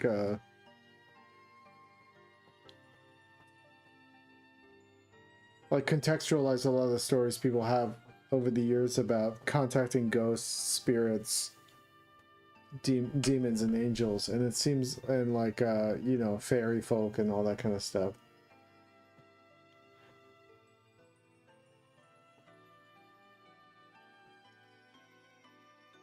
Makes me think sometimes that they're all those things are the same thing, operating on some in some higher dimension or something.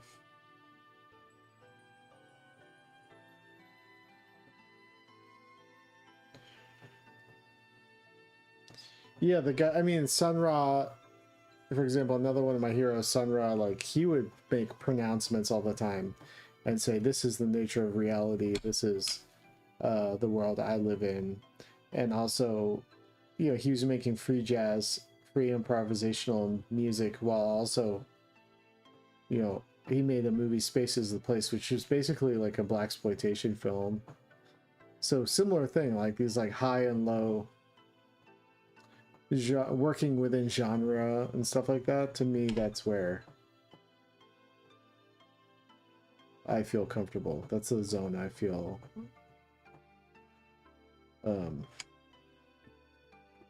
aligned with a lot of these guys that I consider my heroes, I guess.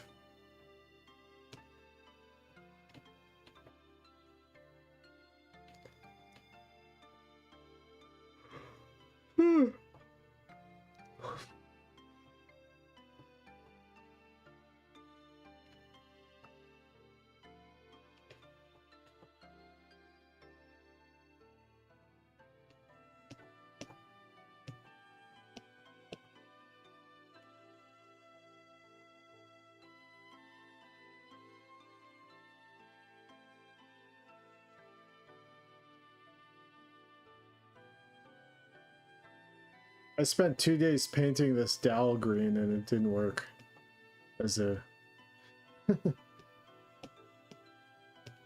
green screen thing.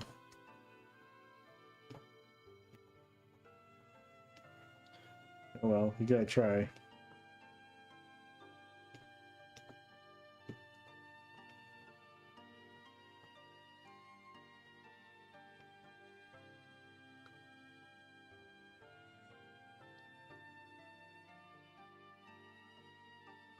Does an artist need to be crazy to make good art?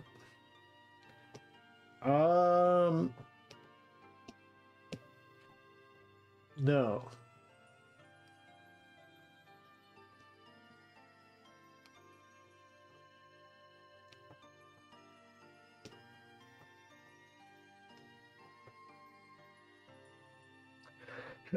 I think one of my favorite artists was, especially early on in my life, was Frank Zappa, and he was like maybe rational to a fault, and was just a hard-working composer. Overall, I like Jodorowsky's work, at least the work I've seen, but much of it I don't take seriously. I would have loved to see his conception of Dune. What a weird, glorious train wreck. Yeah, I mean, if he had gotten to make Dune, I would have loved it, but I don't think it would have been a hit movie. I think it would have probably bombed.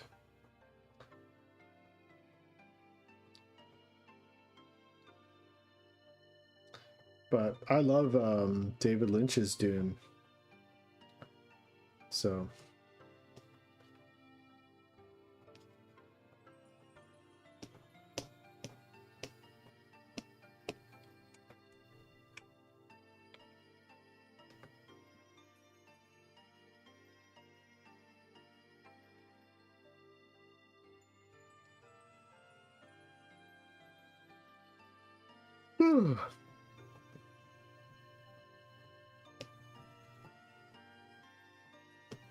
But to me, Holy Mountain is like a blockbuster, you know, blockbuster hit movie.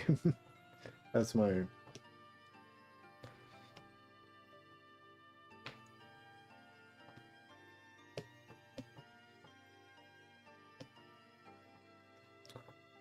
And Jodorowsky really influenced the way I think about tarot also.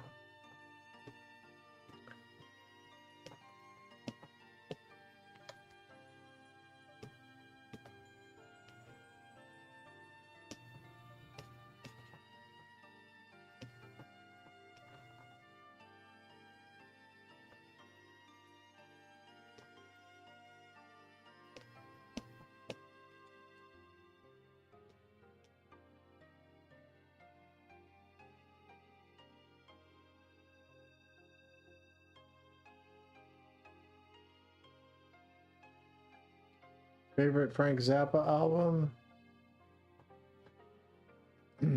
We're Only in It for the Money is probably my favorite Frank Zappa album overall.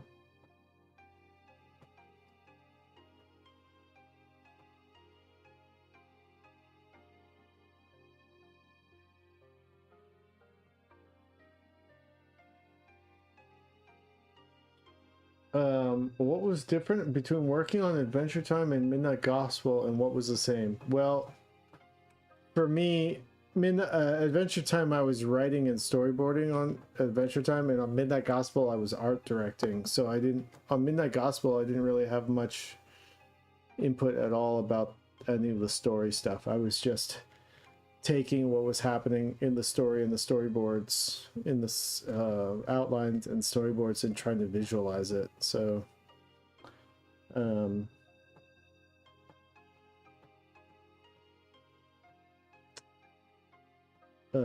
it was more like I was involved in design and color theory of the Midnight Gospel show, rather than anything to do with the narrative.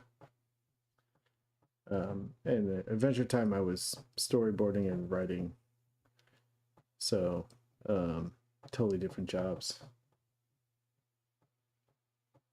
What was the same? The same was that there was the same like artistic principles working with pen, the same like philosophy and like working relationship.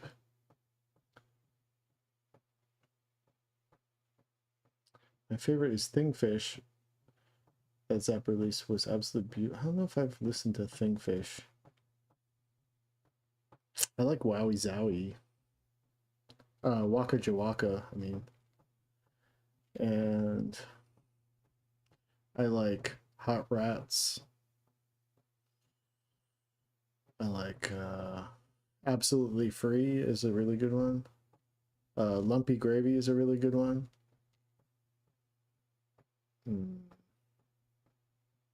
Yeah.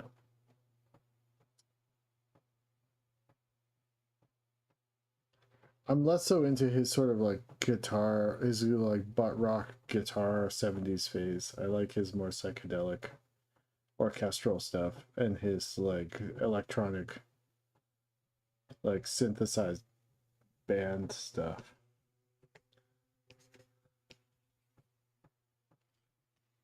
When he was using the synclavier, I think it was called.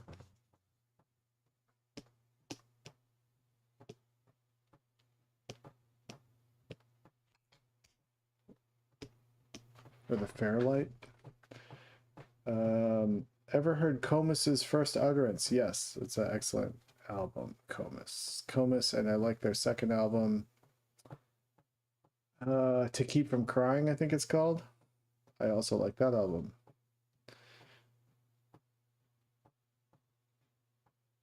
Yeah, really good dark prog folk kind of stuff.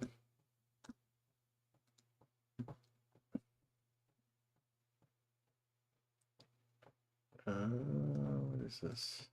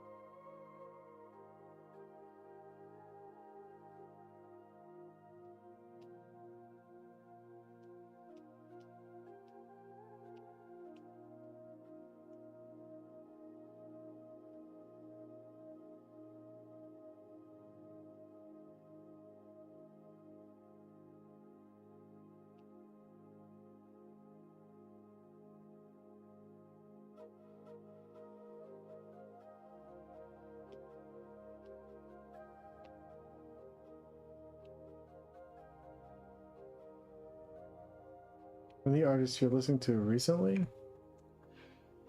Yeah.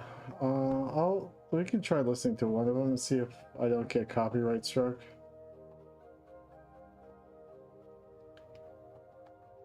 I was talking about her earlier, Alice Cohen.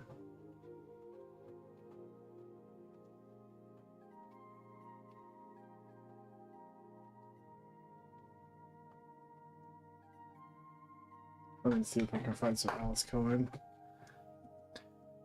I've been into this. I've been into her stuff recently. Alex Cohen.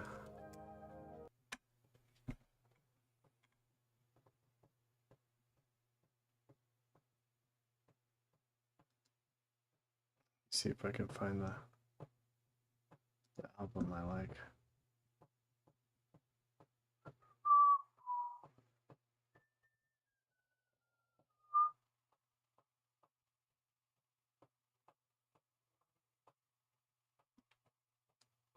Is it?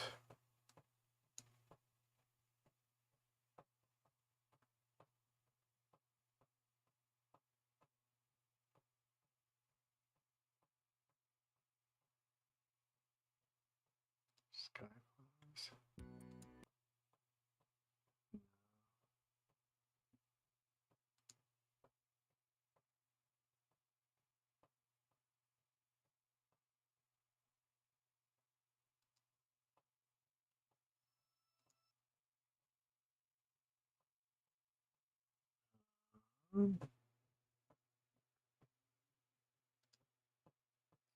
Trying to find her videos. Alex Cohen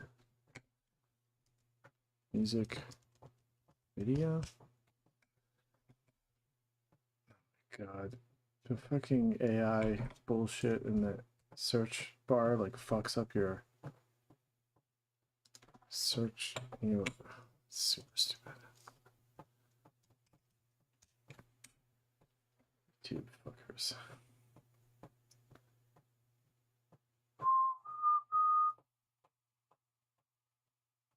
She makes these like collage videos. Oh yeah, yeah. Is it Bodies in Motion? Is that the one I like?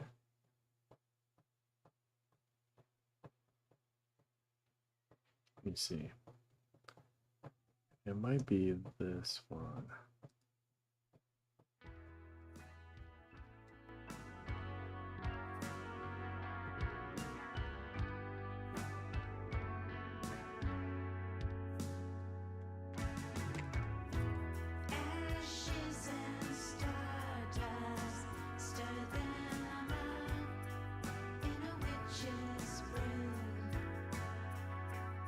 Wait, I don't think it's that one. Let me see.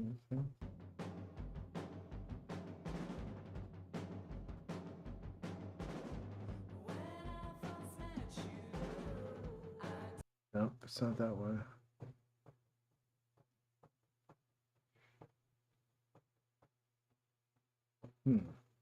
Well, she's got a new EP that I think is pretty good. Cardboard Mermaids.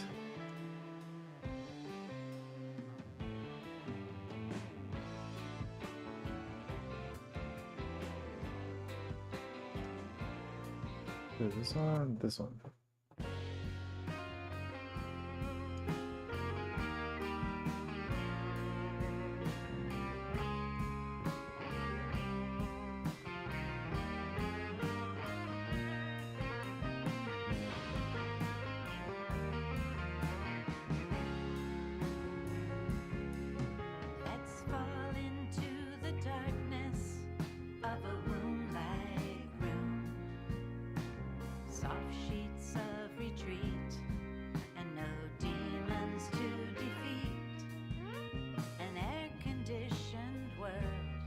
I think she's in her 70s, this lady.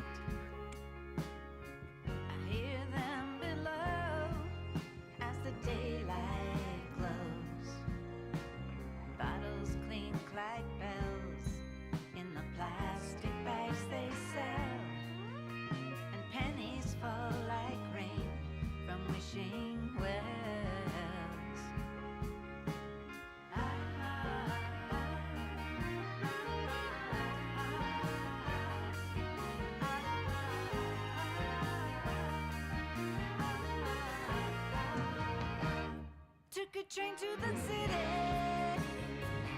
lost myself in a picture show, running down. I think she hangs out with Five is Glout guys, if you know who that is.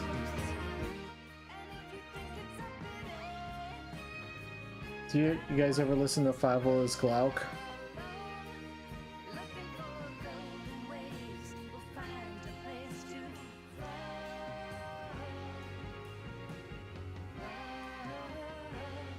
Look what happens with YouTube. Look at this shit. It fucks your shit up with the Ask YouTube shit. Fuck that shit. But your life's still feeling rough. The coffee in your bloodstream is not enough. The traffic fades and the bed spins.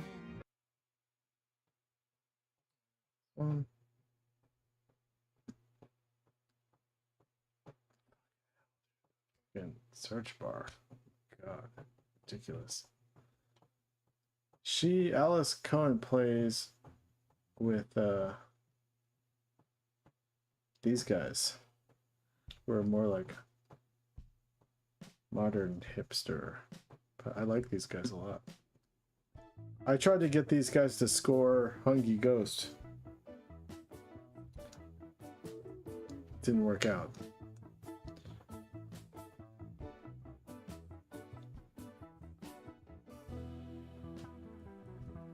Yeah, she's still performing.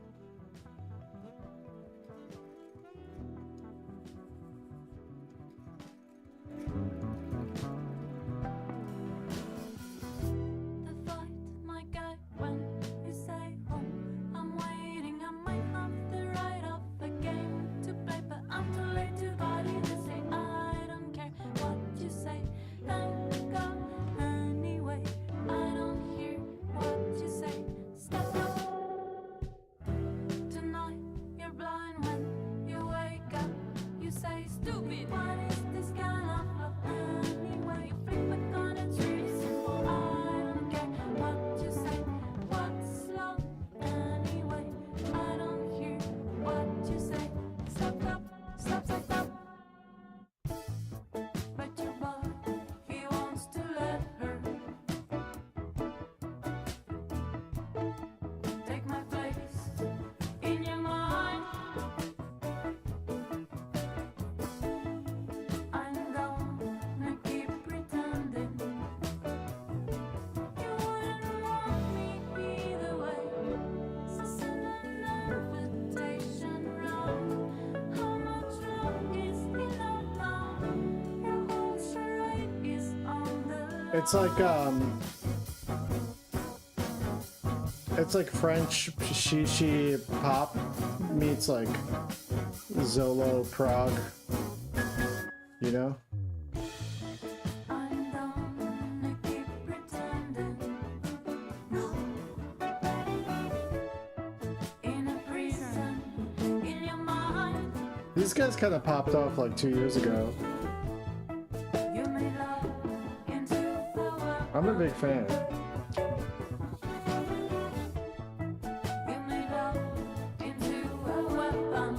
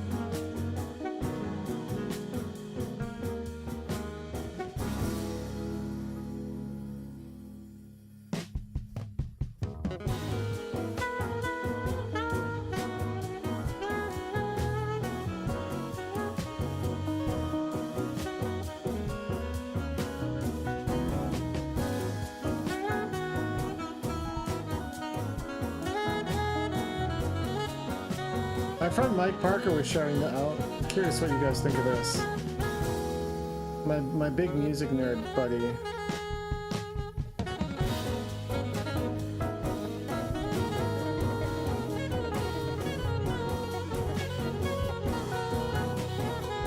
you guys want to really nerd out.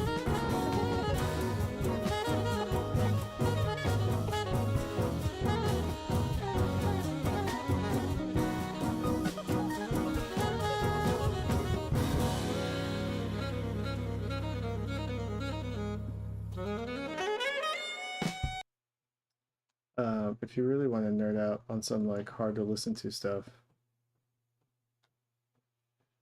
Yeah, you guys want to hear some hard to listen to stuff?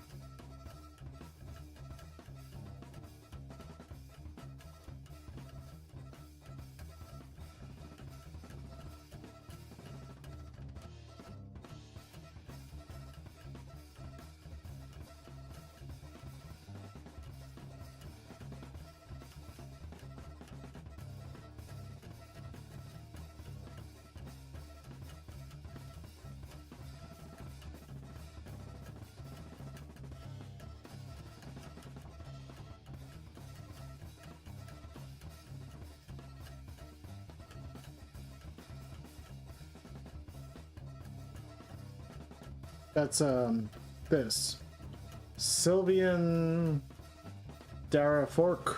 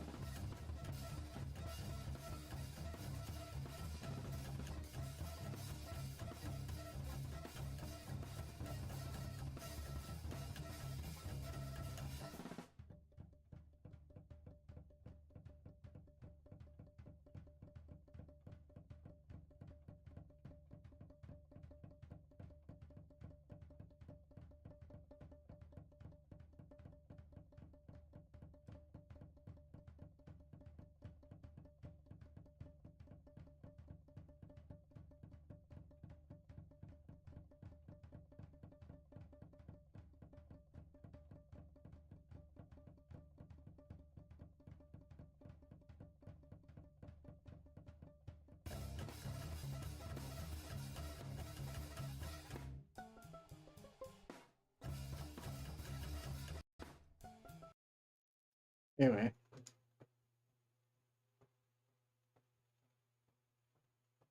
Hylix 2. I've heard the music in Hylix 2. I've never played Hylix 2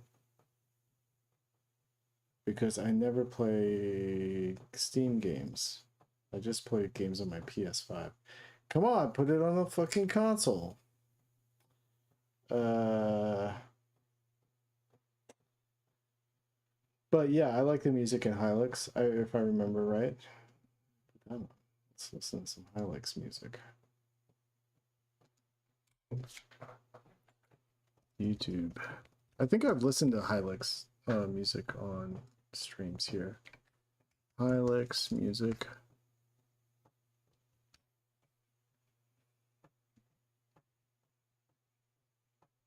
Oh yeah, put on Hylix chill music. Select tracks from Hylix. Hylix 2 OST.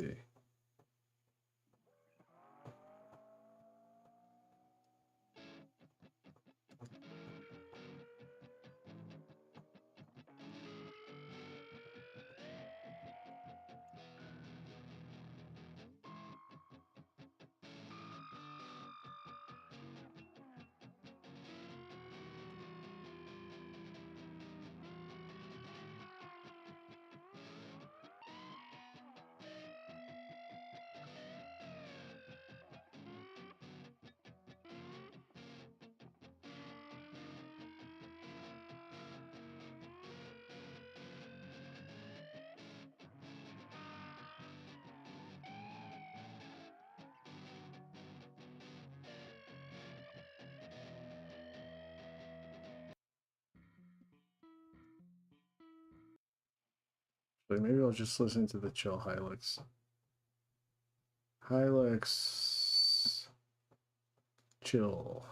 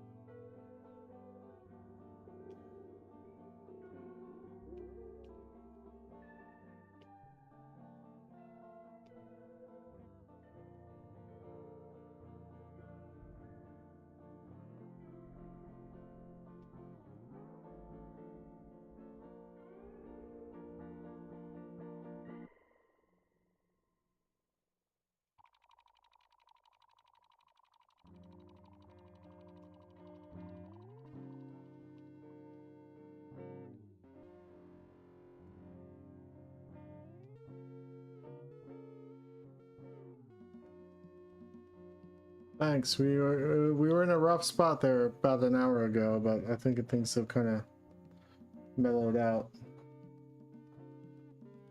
internet connection wise.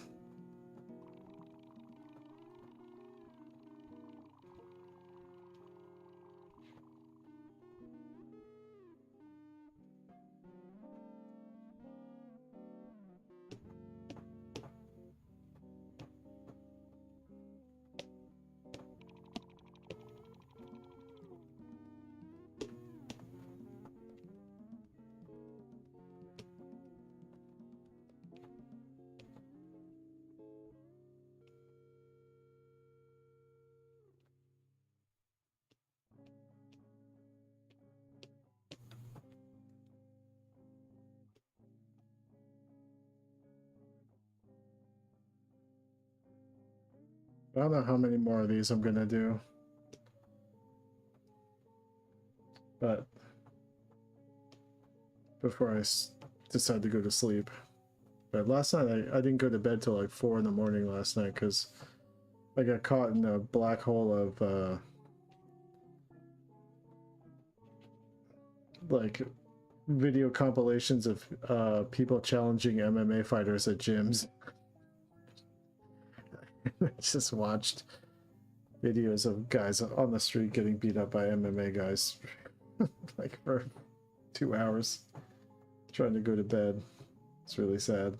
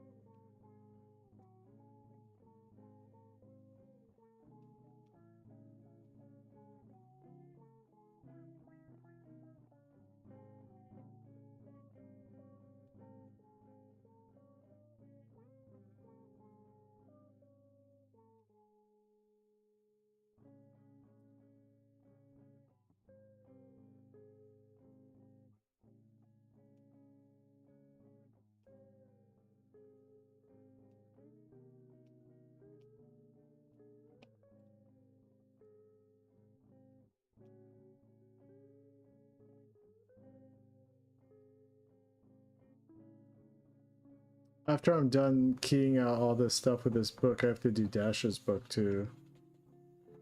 Which is, you know... I actually don't mind doing this. It actually feels kind of therapeutic, to be honest. It's just like I don't have to think. I could just turn my brain off and just delete the green.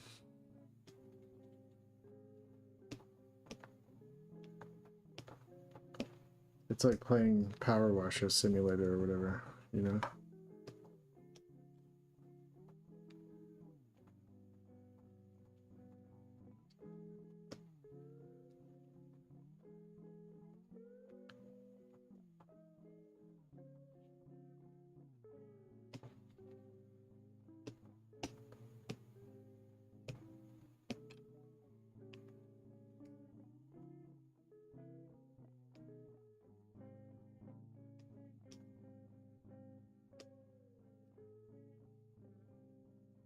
What kind of videos do you find yourself watching often? Cat videos, tutorials, essays?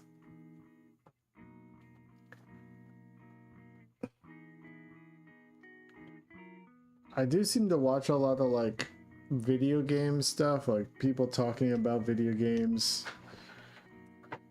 video game like industry news and stuff. It's so weird. And then I'll watch like dudes like Justin Sledge or whatever who talks about like esoteric occult books and stuff like that. I'm just like very, very curious about the game industry for some reason. I think because it mirrors the animation industry in so many ways. So I watched lots of videos on that.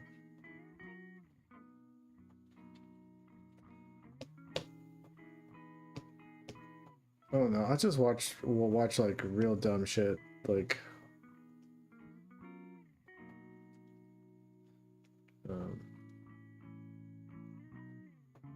comedy stuff and anything that like distracts me from the fear of a quiet mind.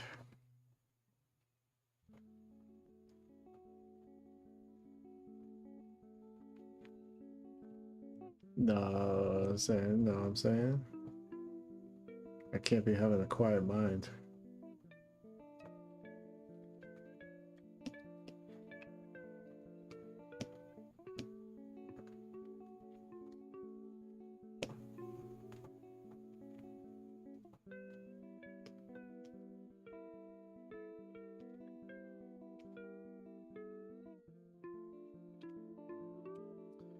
Do I have an interest in dabbling in the gaming industry? Yes. Although I do also like cat videos for sure, and I like dogs and cats making friends videos, stuff like that.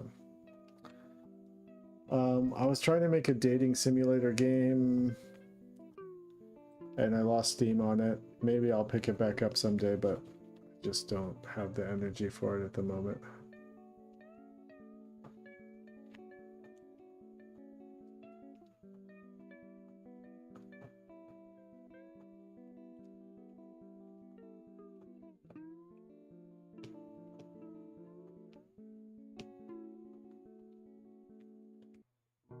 And I tried making I wanted to make a tower defense game, I remember talking to a dude over at Double Fine about helping me develop a tower defense game where the point is like you're trying to build a monument, like your own basically catacomb, like a grave, and all the people in the town are trying to stop you from building your own grave. So you have to defend your catacomb from the townspeople.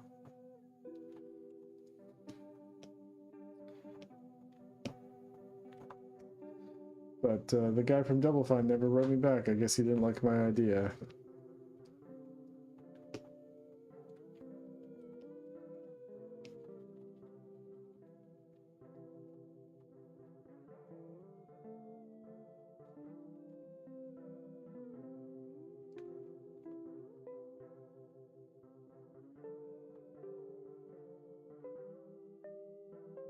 Do I code? No.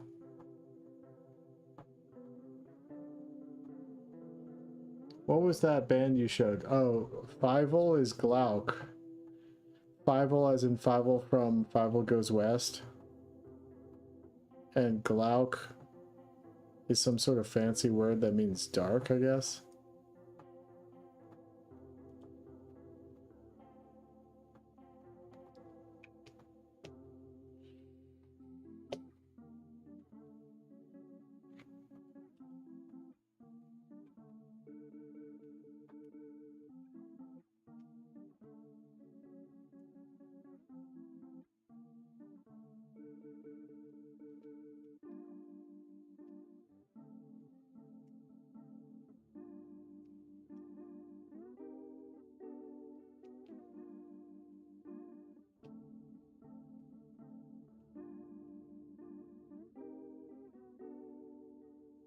What's this?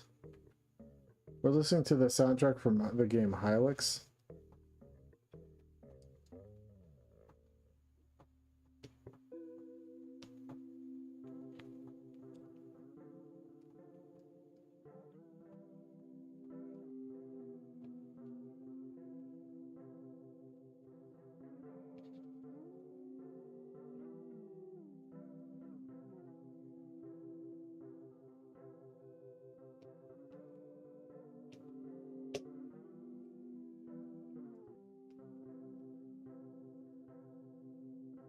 Have I heard of Vipassana? Yeah, Vipassana yoga.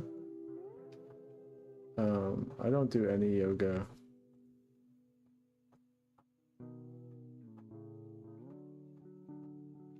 I've done it in the past, but I get frustrated and can't do it.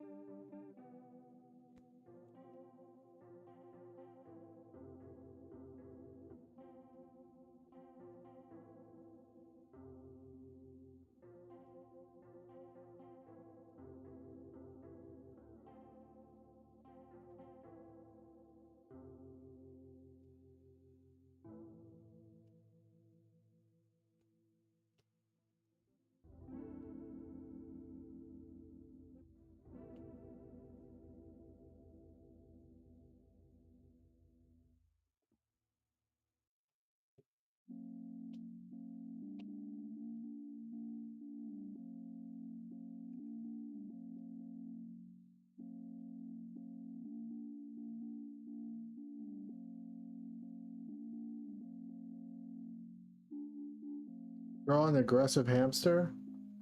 No, I'm just keying out the green in this green screen for the past 2 hours. And that's all I'm gonna do tonight. I'm not drawing no fucking hamster. I'm not drawing no fucking hamster.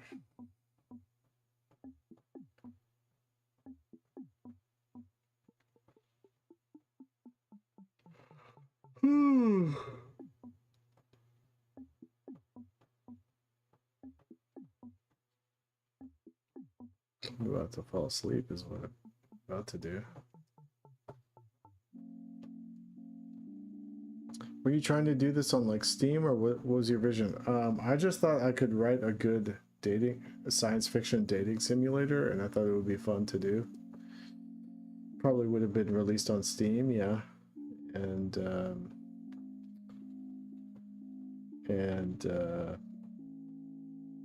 I just didn't have the Steam to finish it. I don't even think I got past the first scene. But I had ideas for it.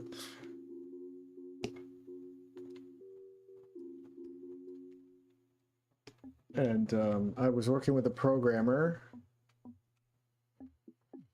And my manager was really psyched on it. But, you know, I've only got so much bandwidth.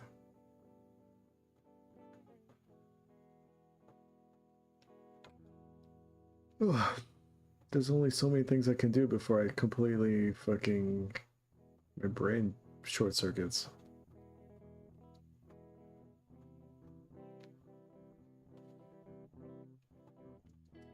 Know what I'm saying?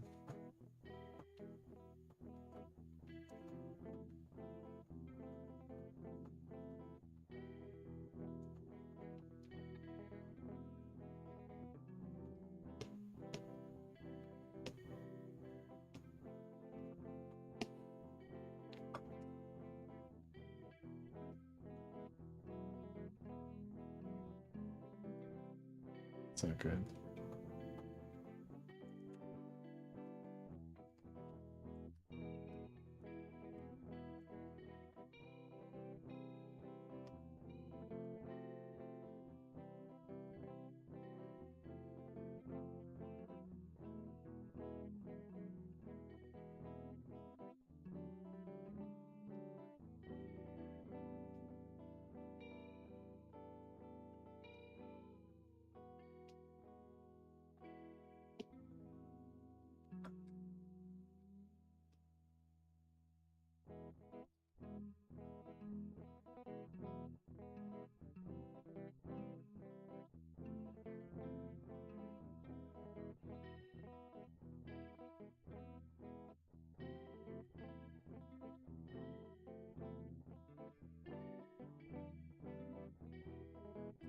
Oh, 10-day silent retreat. Yeah, I've had friends who've done that. Favorite method of staying awake? I have a 3D artist tester guy. He's got Red Dead Redemption and a bunch of other junk on his resume. Nice.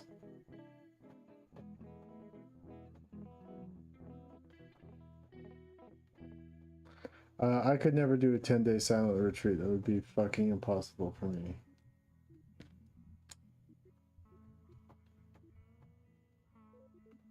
I know Rivers Cuomo likes to do it every year.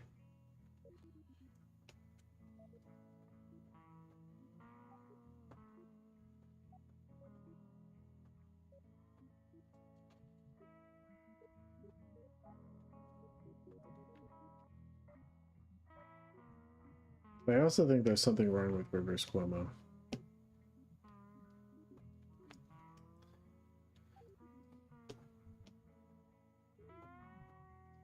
He's almost like a robot or something.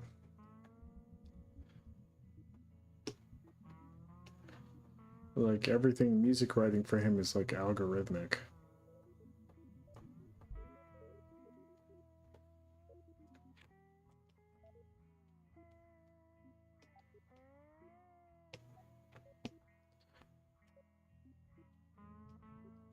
Like borderline sociopathic, I think.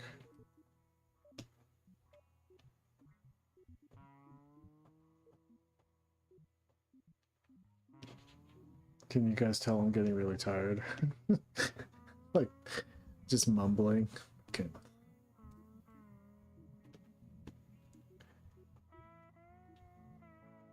How ambitious is this promo going to be? I don't know. I think this is the most ambitious part, is keying out the green screen. We'll see. I gotta send my friend some reference because some forming reference because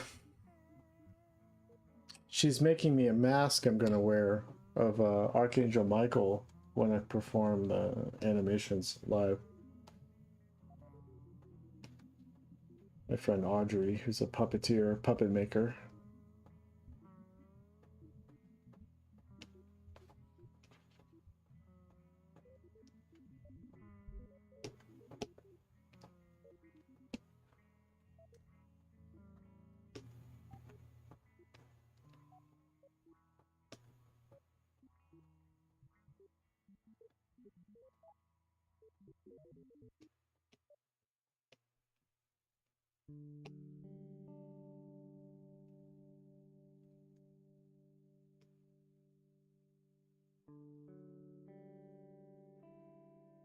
On Friday, I kept losing my train of thought during a Teams meeting. I sounded drunk. I don't even drink. My brain was malfunctioning.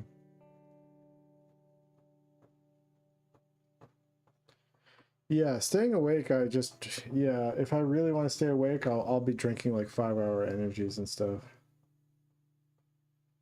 to stay awake.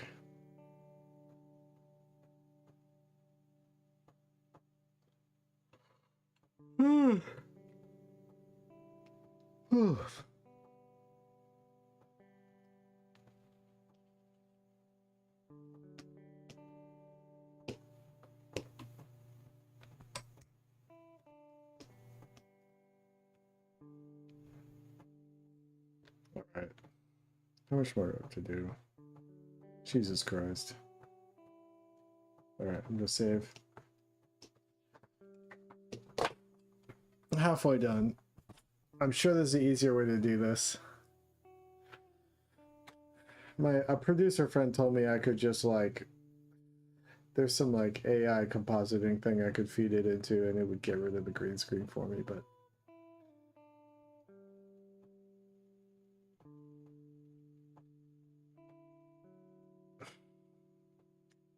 I just want to use the tools I know how to use, you know?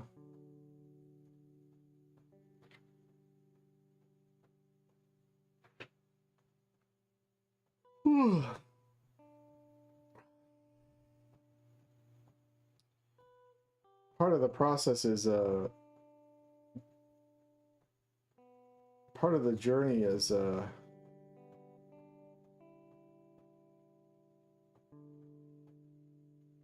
green screen, key out the green screen. You handle performance pretty well. I guess streaming is essential before. I go back and forth. Throughout my life, I've been very much like a performer. I was in like hardcore punk bands and stuff like that. I used to, you know, go crazy and fucking do backflips into crowds and stuff like that. So I don't have a hard time performing in front of a crowd once I get into the right mindset.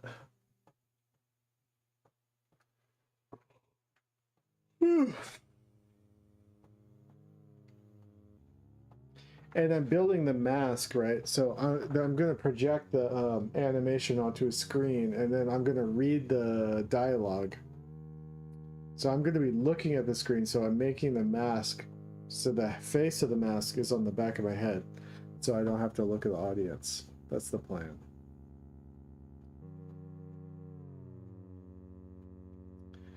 Hopefully it's, I mean, people should be watching the screen anyway. Right? That's the plan.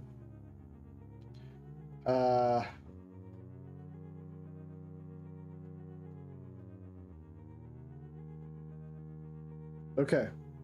I'm calling it for the night. I gotta go to sleep. Does it take much to get into the mindset? You got special rituals? No, I just have to start doing. Once I start doing it, I feel I get into the like flow state of performing.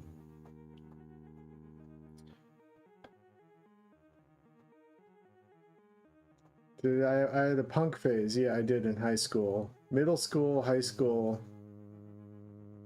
in a little bit of college, I was like in punk bands, hardcore punk bands.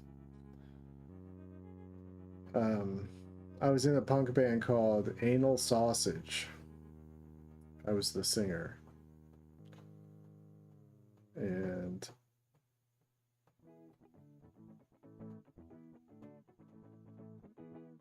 you know, it is what it is. And then I got burnt out of the punk scene. I got burnt out of the punk scene in Philadelphia. I started getting more into experimental music and prog rock and free jazz and stuff like that.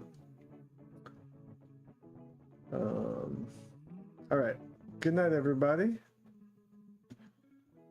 Take it easy. Bye.